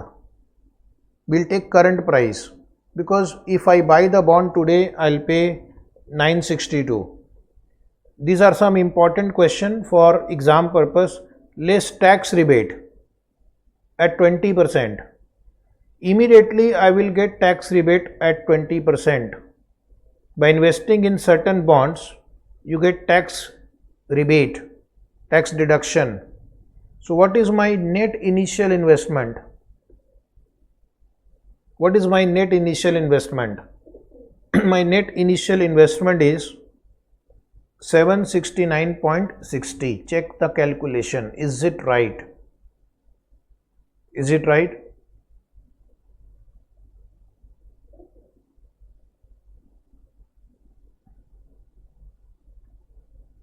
What is the answer? 769.60. This time I'll prepare one more working note. like the previous question, net redemption value. Net redemption value. Net redemption value because I have to pay capital gain tax. Right hand side rupees. Right hand side rupees. Point number A. Point number A, redemption value 1000. Point number A, redemption value 1000. Point number B, current price of the bond. You will buy the bond at this price and redeem at this price. So government will say, oh, only you will make profit. Don't you think you should contribute to this nation and pay tax? Yes. So capital gain 38 rupees. Capital gain will be 38. It will be based on the cost of this bond. So what is the capital gain tax rate in this question? 10%. So you will say capital gain tax at the rate 10%, 3.80, 3.80. And understand, you will get 1000 rupees from the company minus tax paid to the government. So what is your net redemption value?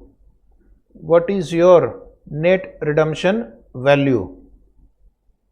What is your net redemption value? 996.20. Deduct A minus D. 996.20. Correct? So now I have got all the numbers ready. I can solve. So write down, directly write down, or just make one more working note 3. Step 3. Interest net of tax. Interest net of tax. If you have understood, then this is not required, but write down interest net of tax. Right hand side rupees. This is easy.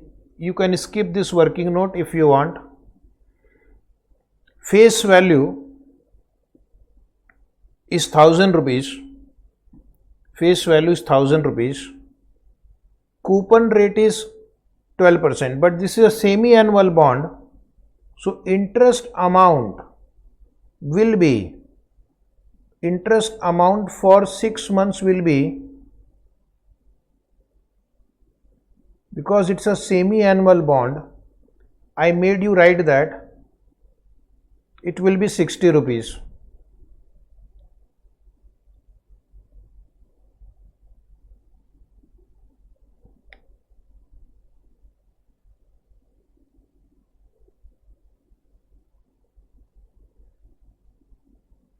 Okay, but you have to pay tax also on that.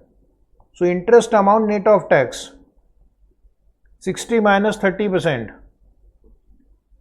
42 rupees, and it is a semi-annual bond. So the number of half years will be 5 into 2. Number of half years will be 5 into 2.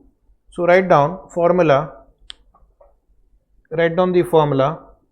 YTM is equal to C plus RV minus P. P for your initial investment, divide by N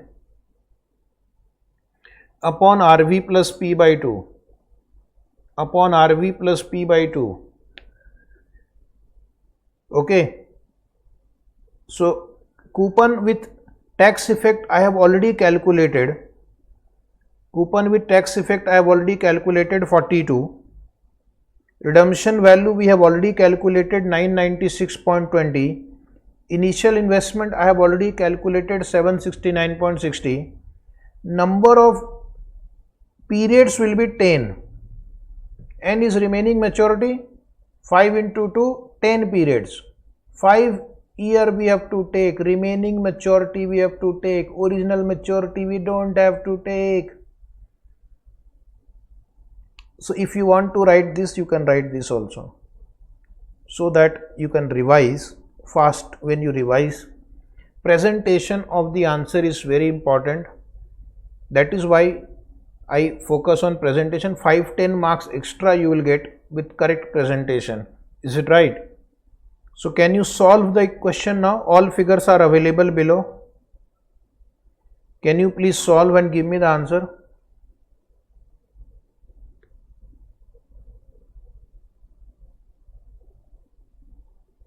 Divya, Roshni, Hari, please reply. So one answer I have got from a student. You are absolutely right, 7.32%. But this is the return for 6 months, because all calculations were done for 6 months. So what I'll do, I will convert into annualized YTM. How will you convert into annualized YTM? Multiply by 2. Multiply by 2. So this rate of return is 7.32% for 6 months. So annualized YTM 14.64% per annum. Compounded semi-annually.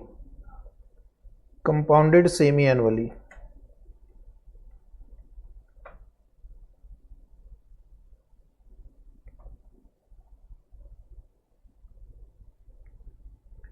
See, 14.64% per annum compounded semi-annually. So we have taken problems with tax effect also.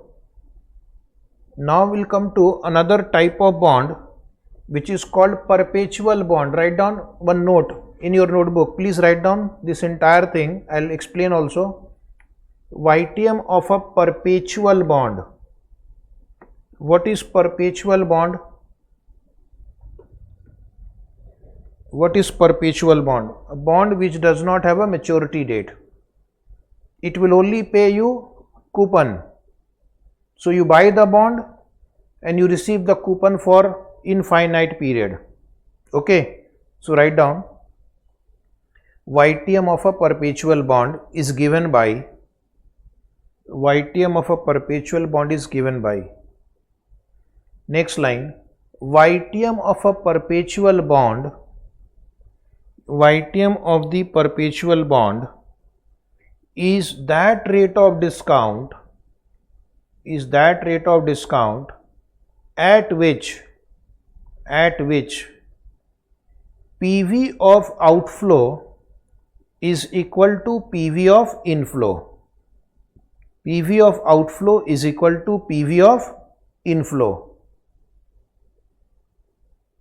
PV of outflow means your current price of the bond. Am I right? You have to buy a bond today. So write down current price of the bond. And PV of inflow is coupon amount divided by YTM. Is it right?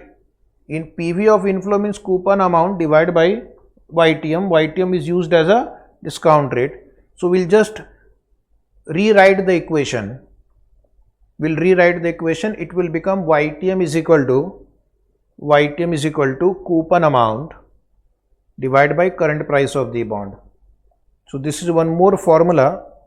You will add YTM of a perpetual bond is equal to coupon amount upon current market price of the bond. Is it right? So if you purchase a YTM, if you purchase a perpetual bond, you are going to earn a return which is equal to coupon amount divided by current market price. So we have a question on that also. Question number 25. A rupees 100 perpetual bond. We have taken question of all varieties. Some questions are not in the study material, but there is a concept. So we have brought question from different sources. On every concept, there is a question in our book. A rupees 100 perpetual bond is currently selling for rupees 95. So 95 is the current market price. Coupon rate is 14.5%. So coupon amount will be 14.5% of 100 rupees. And the appropriate discount rate is 16%. Appropriate discount rate is 16% is required rate of return. Calculate the value of the bond. So when you calculate the value of the bond, you will take 16% discount rate because your required rate of return is 16. Second is what is the YTM? So YTM will be based on current market price and coupon. Current market price and coupon. And third question is whether it should be bought. So if the YTM is more than 16%, I'll buy it. Is it right? Or if the intrinsic value is less than, if the current market price is less than intrinsic value, then also I can buy. So the last question can be answered by comparing YTM with required return or by comparing intrinsic value with the current market price. Understood? You will be able to solve. Write down first answer, very easy. Step 1, calculation of intrinsic value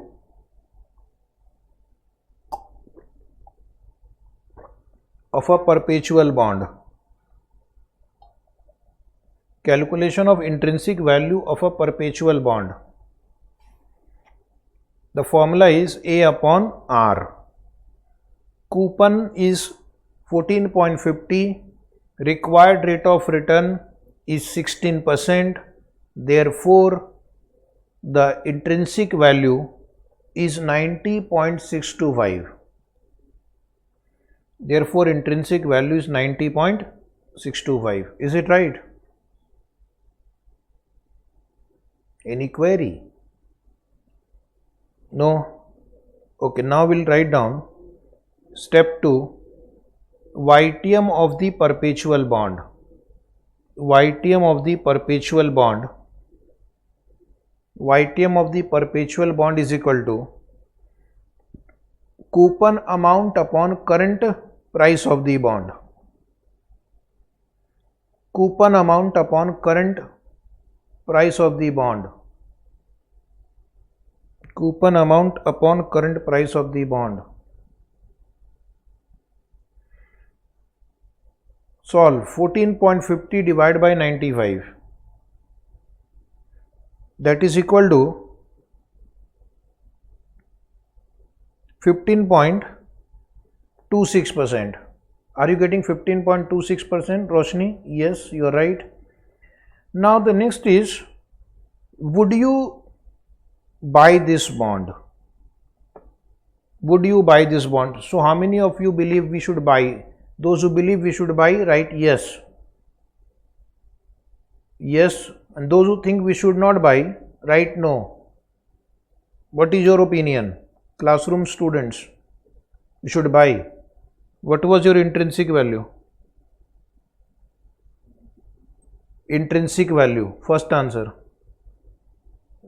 Intrinsic value, first answer. Please reply. If you don't reply, how will I teach? 90.625. But the bond is trading at 95 rupees. It is expensive. It's overvalued. So we should not buy. Or you can also compare the YTM with the required return. YTM is less than required return. YTM is less than required return. So your answer will be, we should not buy. Okay. So write down the answer, step 3. Step 3. Evaluation. Evaluation, write down. Since market price is greater than intrinsic value, market price is greater than intrinsic value, the bond is overvalued. The bond is overvalued. So one student said, no, you are right. It should not be purchased. It should not be purchased. Overvalued item you should not buy. That is the theme we will follow in our batch. Therefore, it should not be purchased.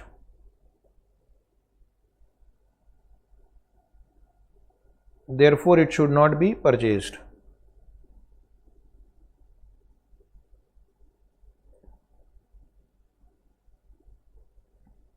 Got it? So can we move to the next example now? You can just write one more line. we can also say that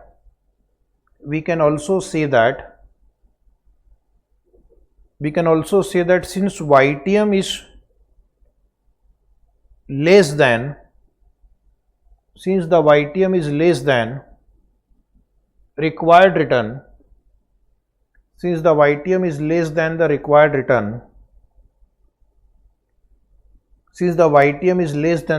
return, the bond is overvalued,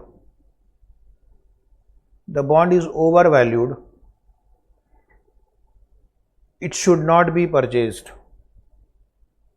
The bond is overvalued, it should not be purchased. The bond is overvalued, it should not be purchased. Got it? Now we'll come to next discussion. Is the YTM of a zero coupon bond? So write down this much. Write in the notebook. YTM of a zero coupon bond. YTM of a zero coupon bond. Next line, write down. YTM of a zero coupon bond is that discount rate. YTM of the zero coupon bond is that discount rate at which PV of outflow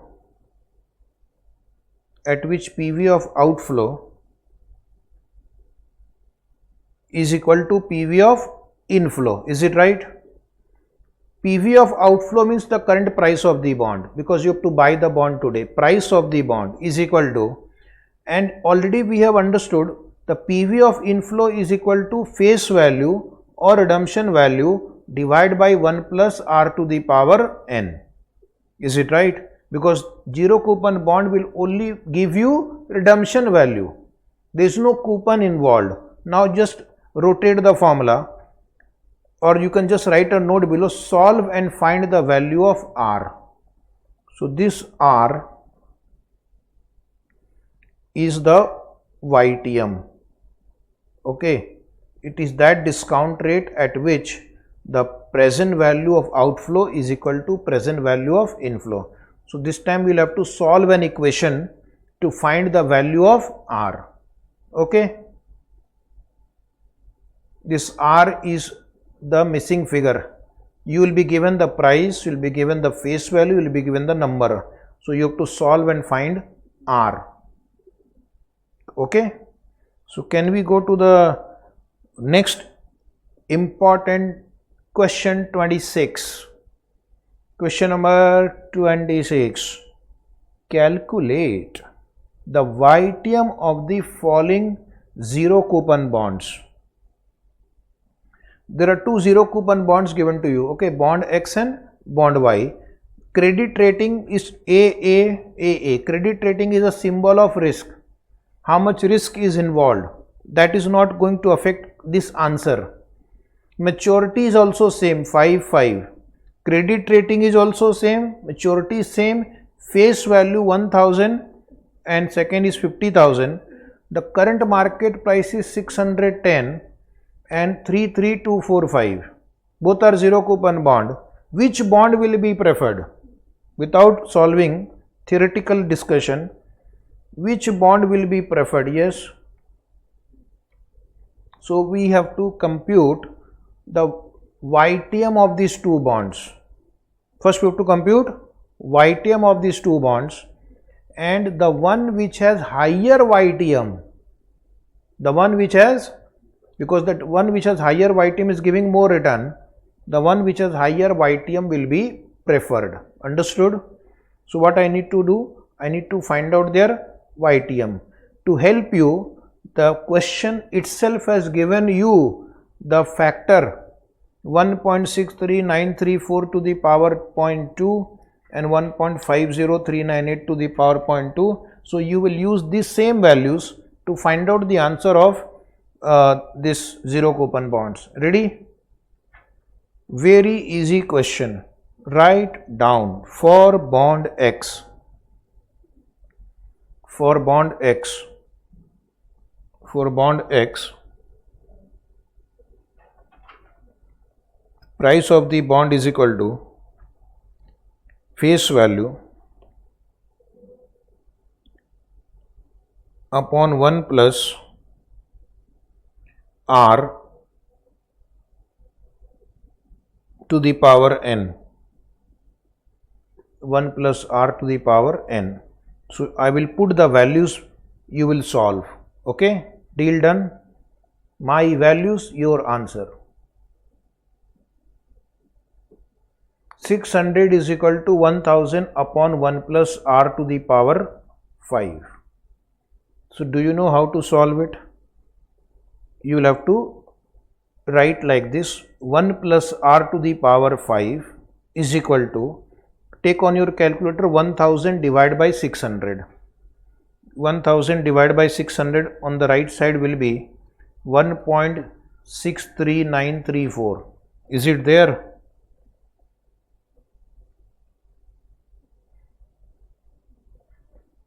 Then in your next step, 1 plus R will be equal to 1.63934 to the power 1 by 5.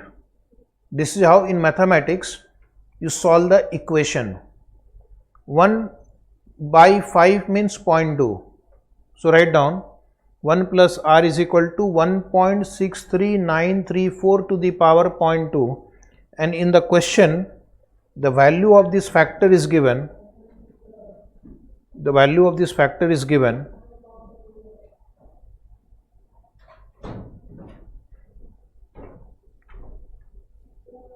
Value of the factor is given. So solve. The value of the factor is 1.1039. Is it there in the question book? 1.1039. ये fluctuate हो रहा है. क्या है वो?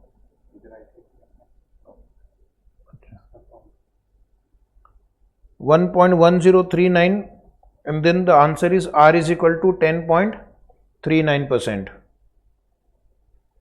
10.39%. Got it? Try the next one yourself. For bond Y,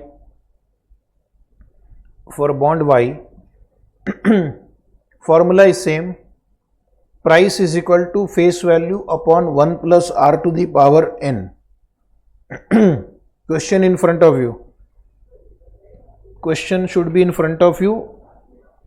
33,245 equal to 50,000 upon 1 plus R to the power 5. Okay. And then like the previous question, you write 1 plus R to the power 5 equal to, take on calculator 50,000 divided by 33245.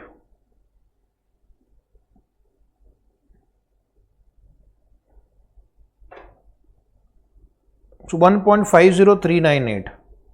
Therefore 1 plus R is equal to 1.50398 to the power 0.2. And this factor is appearing in the question. See the last line of the question. 1.0851 is given. Last line of the question. So therefore, can we say that R is equal to 8.51%? Compare the YTM of these two bonds. Yes. Which bond you will prefer? Which bond you will prefer? Bond X, Divya, bond X. What about Roshni? Bond X. What about other students? So write down the note and conclude the answer. Bond X will be preferred because it has higher yield. Bond X will be preferred because it has higher yield. Bond X will be preferred because it has higher yield.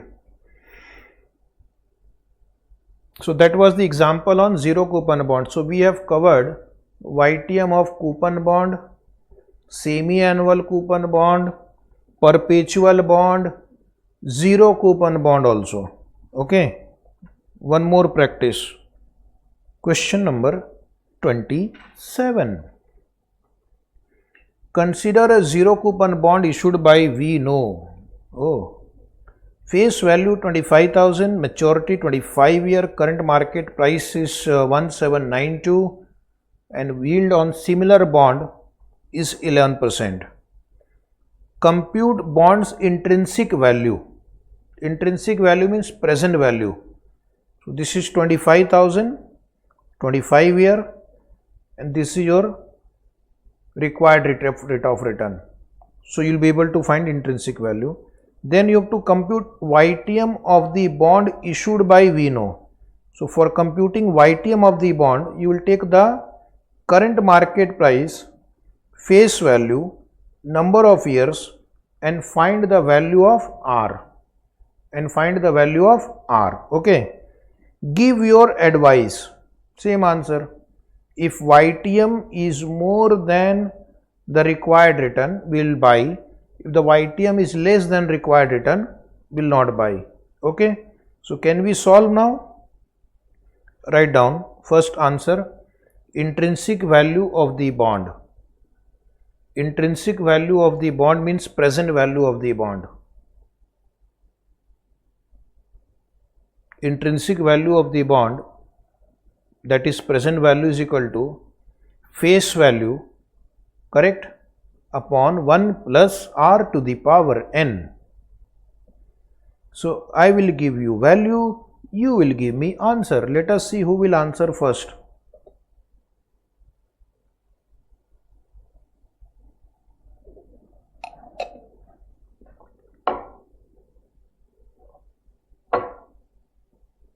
Okay, please reply.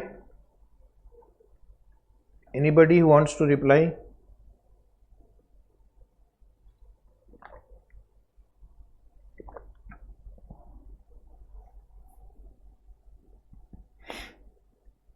Come on. Just type 25,000 divided by 1.11 and press equal to 25 times. So your answer is 1840.20. 1840.20. You have to do the calculation yourself, na? Got it? 25,000 divided by 1.11 and press equal to 25 times. Now the next question is, what is the intrinsic value of the bond? Sorry, what is the YTM of the bond? So for that, write down heading, write down calculation of YTM. Calculation of YTM. Write this heading first, calculation of YTM, then write the equation. Equation is price of the bond is equal to face value upon 1 plus R to the power n. Price of the bond is face value upon 1 plus R to the power n. 1792 equal to 25,000 divided by 1 plus R to the power 25. So now our dear students will solve this equation and give me the answer. Kindly solve.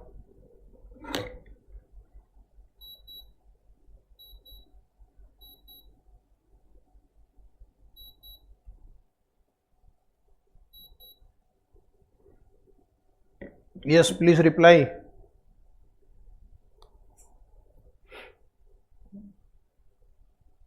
We have already done 2 times before this. Okay. So the answer is 11.12%. You can use the factor which is printed in the book. 11.12%. So now you compare YTM with the required return. YTM this time is more than required return, 11%. Other bonds are giving 11% YTM, but this bond will give you 11.12% YTM. So you will say the bond should be purchased. Write a note. Note, write down, the bond should be purchased the bond should be purchased, because its YTM is higher than yield on similar bonds, because its YTM is higher than yield on similar bonds. Okay, so that was the answer of this question. Roshni, Divya, all of you are right. Now we have studied yield to maturity. One more yield is pending, current yield. Current yield means based on the current market price and the coupon you are going to earn, how much return you are generating. Suppose you bought a bond for 90 rupees and it is giving you 12 rupees coupon. So only you are comparing coupon with the current price. So 12 by 90, how much is that? 12 by 90? 13%, something around that. So you will say the current yield of the bond is 13% based on the current market price and the coupon that you are going to get. So it is the annual coupon payment divided by the bond price. So the formula for current yield is annual coupon divided by current market price of the bond. This I have written in your book. Is it right or not written? It's written in para 21. Today I will give you few homework. Please note down the homework. Question number 28, 29. 28 and 29, note down homework. 28 and 29 homework you have noted. After that 29th number question, you have been given current yield. So don't write this. This is already printed.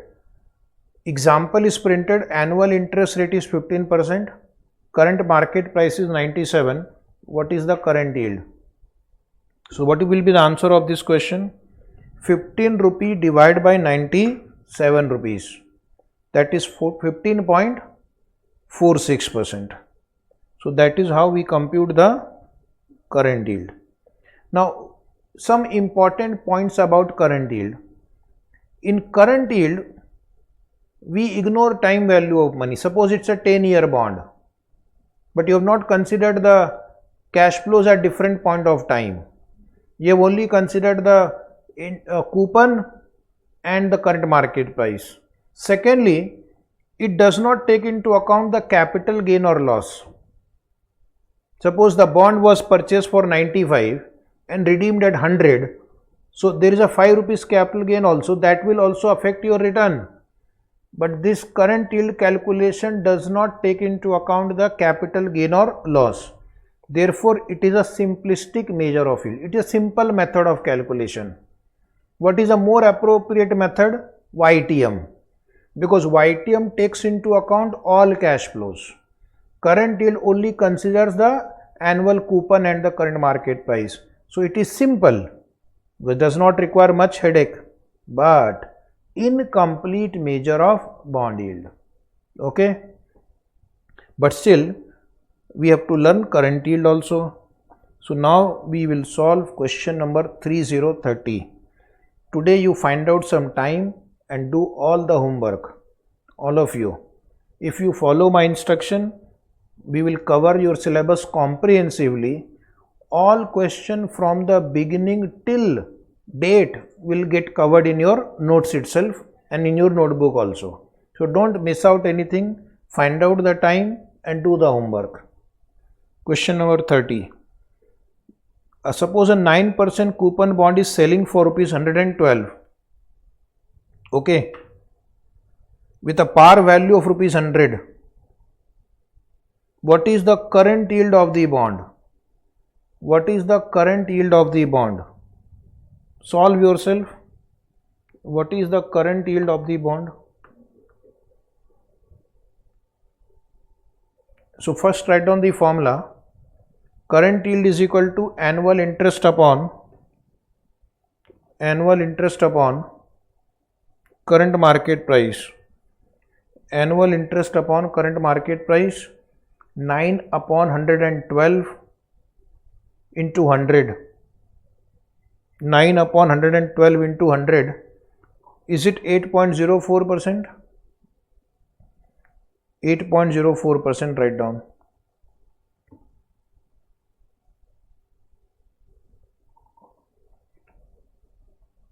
Done. Can we go to next question number 31? Consider a bond with following features.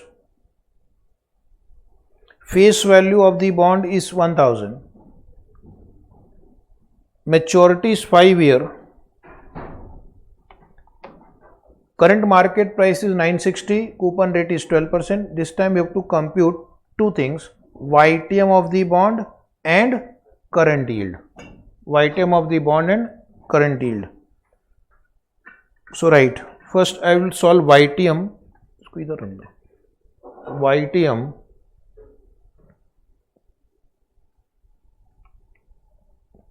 is equal to C plus FV minus P upon N upon FV plus P by 2 upon FV plus P by 2. Okay. After writing the formula, please solve. I will give you the numbers. You will solve and give me the answer. This is just for practice. What is the YTM?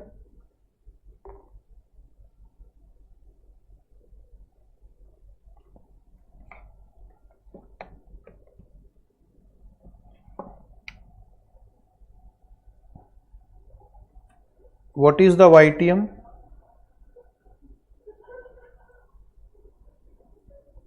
Yes, I am asking you a question. What is the YTM?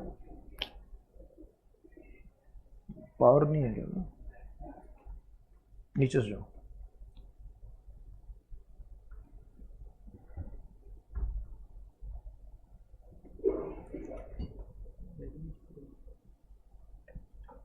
Check for YTM.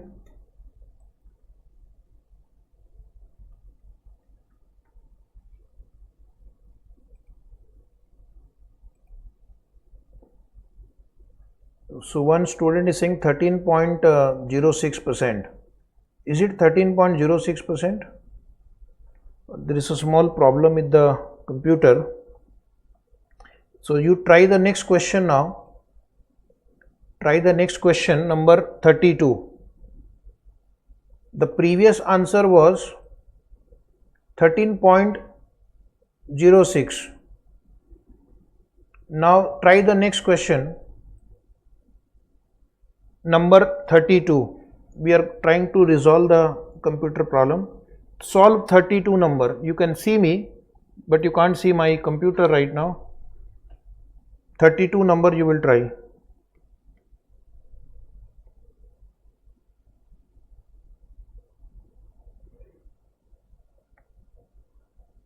Power cord देखो जरा.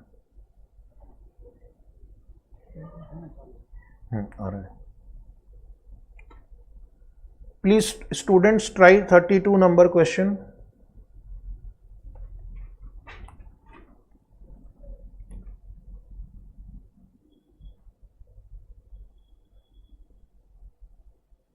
In question number 31, current yield is pending. So in question number 31, current yield, write down current yield.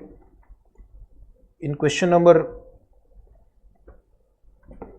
31, current yield was pending. Please write down current yield is equal to annual interest upon current market price. Annual interest upon current market price.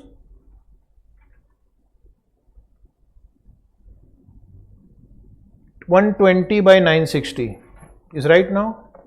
120 by 960.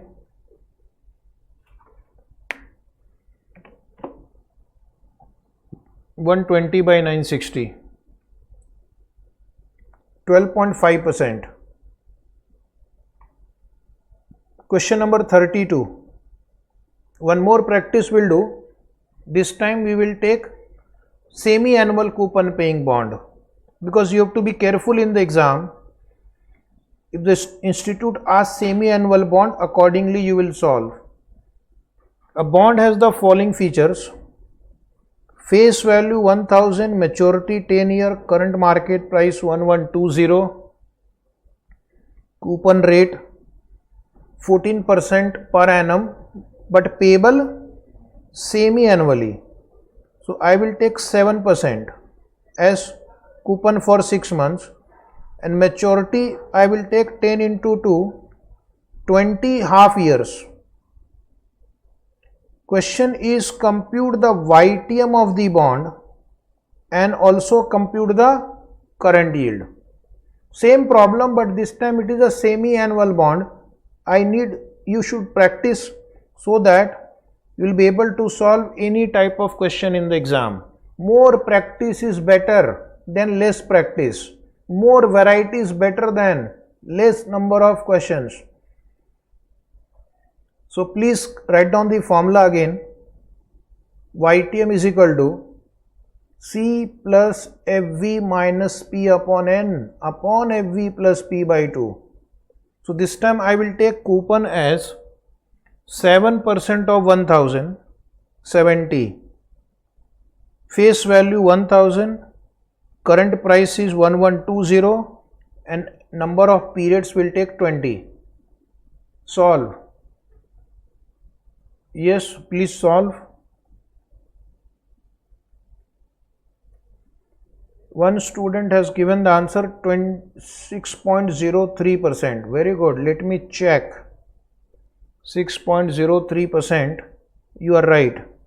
6.03 or 04%. Write down for 6 months. For 6 months. So you write down below. Annualized YTM is equal to double of this. Annualized YTM is equal to 12.08%. Annualized YTM is 12.08%. Okay, this is YTM we got. Now in the same way we will get the current yield also. Please write down heading calculation of current yield. Calculation of current yield. Solve. First I will compute current yield for 6 months. Current yield for 6 months will be interest for 6 months upon current market price. Interest for 6 months upon current market price. Interest for 6 months is 70 upon 1120. Yes, what is the answer? 6.25%. Very good, Roshni. But this is for 6 months, so write down below annualized current yield is equal to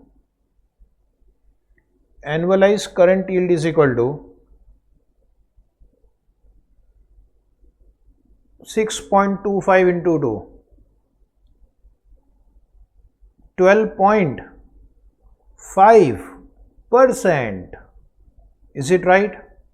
12.5%. Is it right?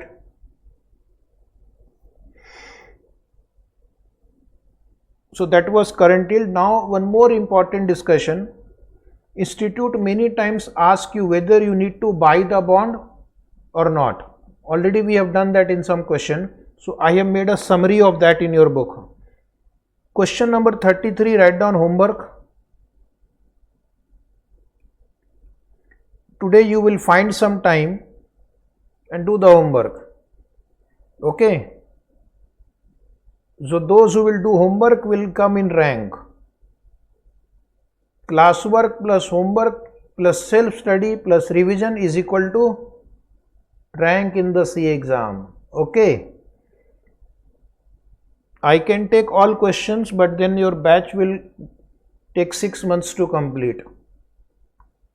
So case 1, if current market price is more than the present value of the bond, that is intrinsic value, or we can say if YTM is less than required rate of return, both are same.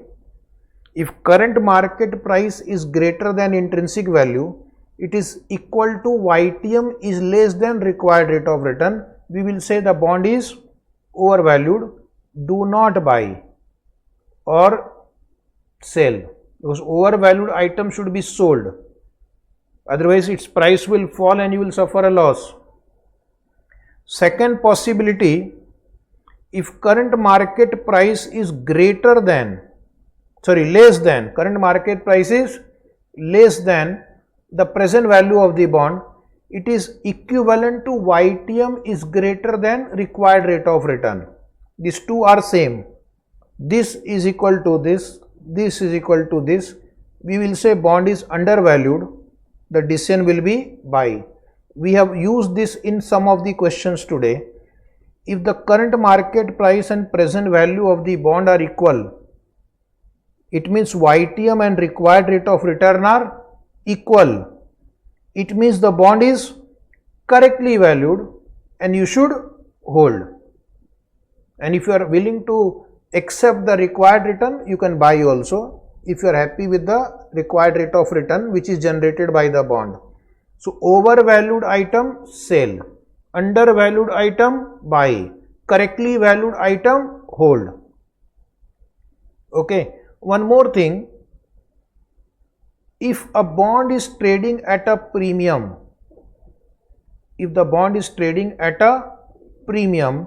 then you will find this observation. If the bond is trading at a premium, YTM will be less than current yield and current yield will be less than coupon rate. This we have already seen. If the bond is trading at a premium, the YTM is less than coupon rate, but now I have also introduced current yield. So YTM will be less than current yield will be less than coupon rate. And if the bond is trading at a discount, it will reverse now. YTM will be greater than coupon rate, that we have already seen. But now if current yield is also introduced, YTM will be greater than current yield will be greater than coupon rate. Understood? So current yield is between the YTM and the coupon rate. And if the bond is trading at par, remember this property, if the bond is trading at par, YTM and current yield and coupon rate all are equal. Very good. So now we'll take one very, very important question. Number 34. This question was asked in exam November 2008 and November 2011, and it has appeared in many RTP, MTP also. Okay, so are you ready? Okay, one more question for today. Based on the credit rating of the bond, Mr. Alok has decided to apply the following discount rate for valuing the bond. Is it right? So Mr. Alok is a smart man like you. He thinks that I will use that discount rate which will depend on the credit rating of the bond. If credit rating is AAA, means highest safety, no risk, he will apply discount rate which is equal to 364-day treasury bill rate. Treasury bill rate means government security, plus 3% spread means plus 3% more, because government bond has the lowest interest. But if you buy a bond of a company, there is a risk, slightly more risk than the government, and therefore he is going to apply 3% more. But if the credit rating is AA, it is also a good bond, good quality bond, but less good quality compared to AAA. So he will apply the discount rate equal to AAA plus 2. And if it is A rated bond, he will apply the discount rate equal to AAA plus 3% spread. He is considering to invest in AA rated bond. So which is relevant for us? This is relevant for us. We have to see how much discount rate he will apply for this. Rupees 1000 face value bond currently selling at rupees 1025.86. This is current market price. The bond has 5 years to maturity and the coupon rate on the bond is 15% per annum payable underline annually. In your exam they can change it to semi-annually. The next interest payment is due 1 year from today and the bond is redeemable at par. So redeemable at par, but it is trading at a premium. So it's a premium bond. Assume the treasury bill rate is 9%. So treasury bill rate is 9%. AAA rated bond discount will be 9 plus 3, 12%. And AA rated bond will be 12 plus 2. How much? 14%. So our discount rate for solving the question will be 14%. Our discount rate will be 14%. Compute the intrinsic value of the bond. For intrinsic value, I will take 14% discount rate for Mr. Alok. Should he invest in the bond? Compare intrinsic value with current price. If the current market price is less than intrinsic value, if current market price is less than intrinsic value, you will buy. Compute current yield, all in one problem, and compute YTM also. So this is a wonderful question where they have asked you current yield, YTM, intrinsic value and decision relating to purchasing the bond or not. So did you enjoy this question? Say yes or no. Yes. Other student will also tell me, did you enjoy this question? This is very, very important category question. So first write down one small note.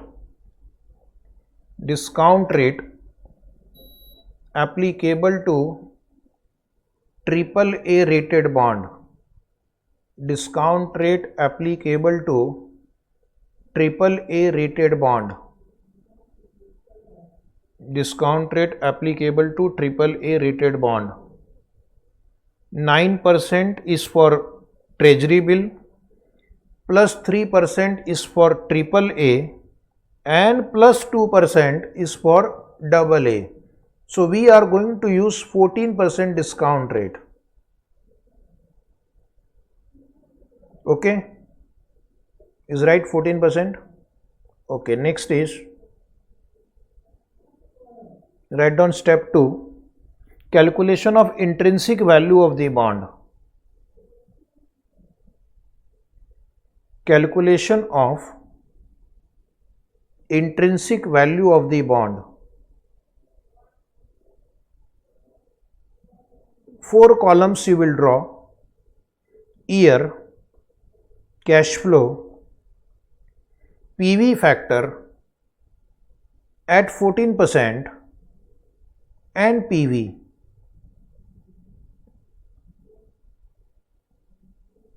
Solve yourself. The coupon is 150 rupees for 5 year. Redemption is at par. So redemption is 1000 rupees.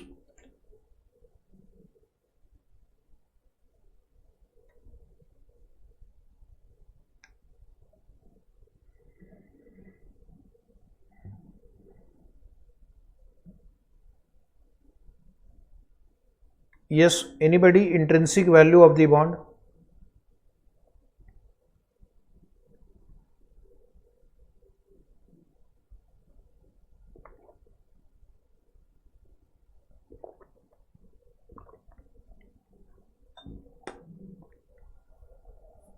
Intrinsic value of the bond. Come on, total of the last column.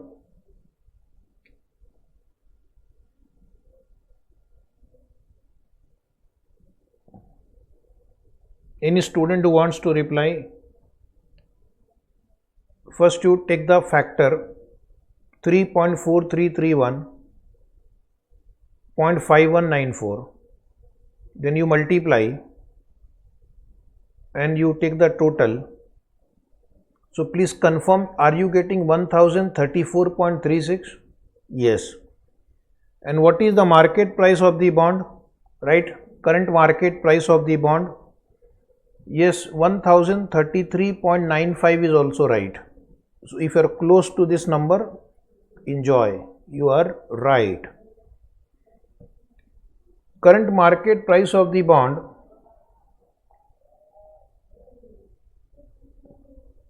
is 1025.86. Now compare these two. You are willing to pay 1034.36 and it is available at a lower price. Will you buy or sell? Buy or sell? Quickly, buy or sell? Mr. Alok should buy or not? Current market price is less than intrinsic value. It is available at a lower price. It is undervalued. Write down, buy. So conclusion, write down, the investor should purchase the bond as it is undervalued. The investor should purchase the bond as it is undervalued. Okay, you are getting cheaper. This is what you are willing to pay, but available at a lower price. So next question is, what is current yield? Write down current yield. Current yield. Current yield is equal to annual interest upon current market price. Annual interest upon current market price. Annual interest is how much? 150, and current market price is 1025.86.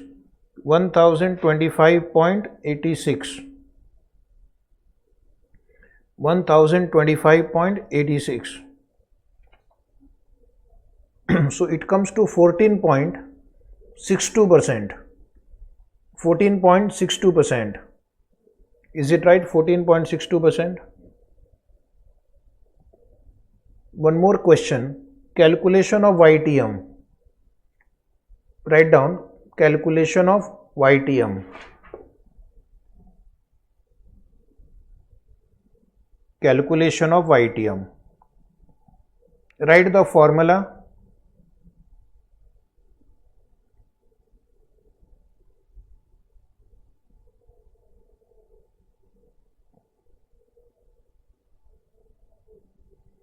After writing the formula, put the values and solve. Try yourself first. Try yourself first. Give me the answer.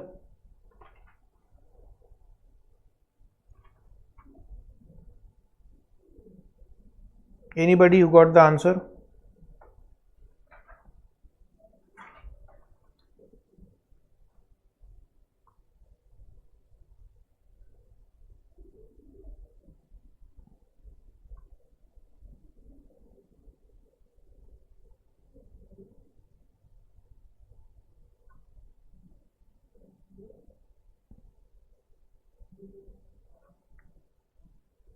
Yes, answer please.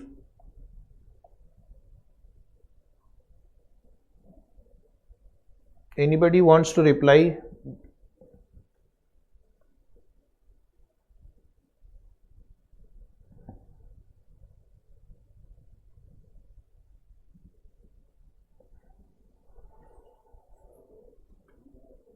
So the answer is right. Yes, you are right. 14.3%. 14.3% right answer given by the student. Okay. Now you see in this question, what is YTM? 14.3%. What is current yield? Can you tell me current yield was how much? 14.62. And what is the coupon rate? Is it 15%? Coupon rate is given in question book. Is it 15%? Tell me yes or no. Coupon rate 15% is right? Yes. Yes. So if it is a premium bond, YTM will be less than current yield and current yield will be less than coupon rate.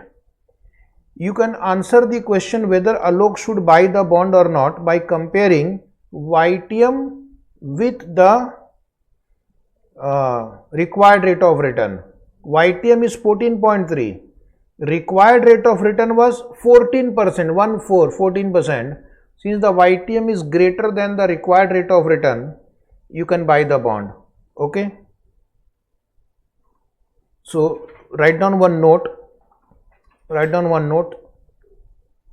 YTM is greater than required rate of return.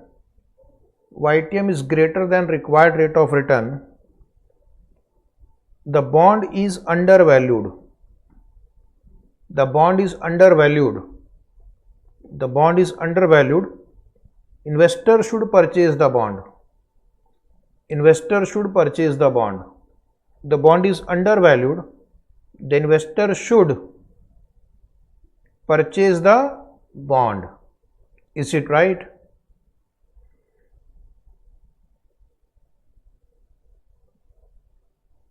The investor should purchase the bond. This way also you can answer. So this was a very good question. It covered lot of concepts in one single problem. Question number 35. Very easy question. Write down homework. It was November 2009 exam for 4 marks. Based on the concept that we have learnt, you will be able to solve question number 35. So this question also you note down as homework. Okay. So now we'll continue tomorrow. Thank you very much. We'll see you tomorrow. Bye bye.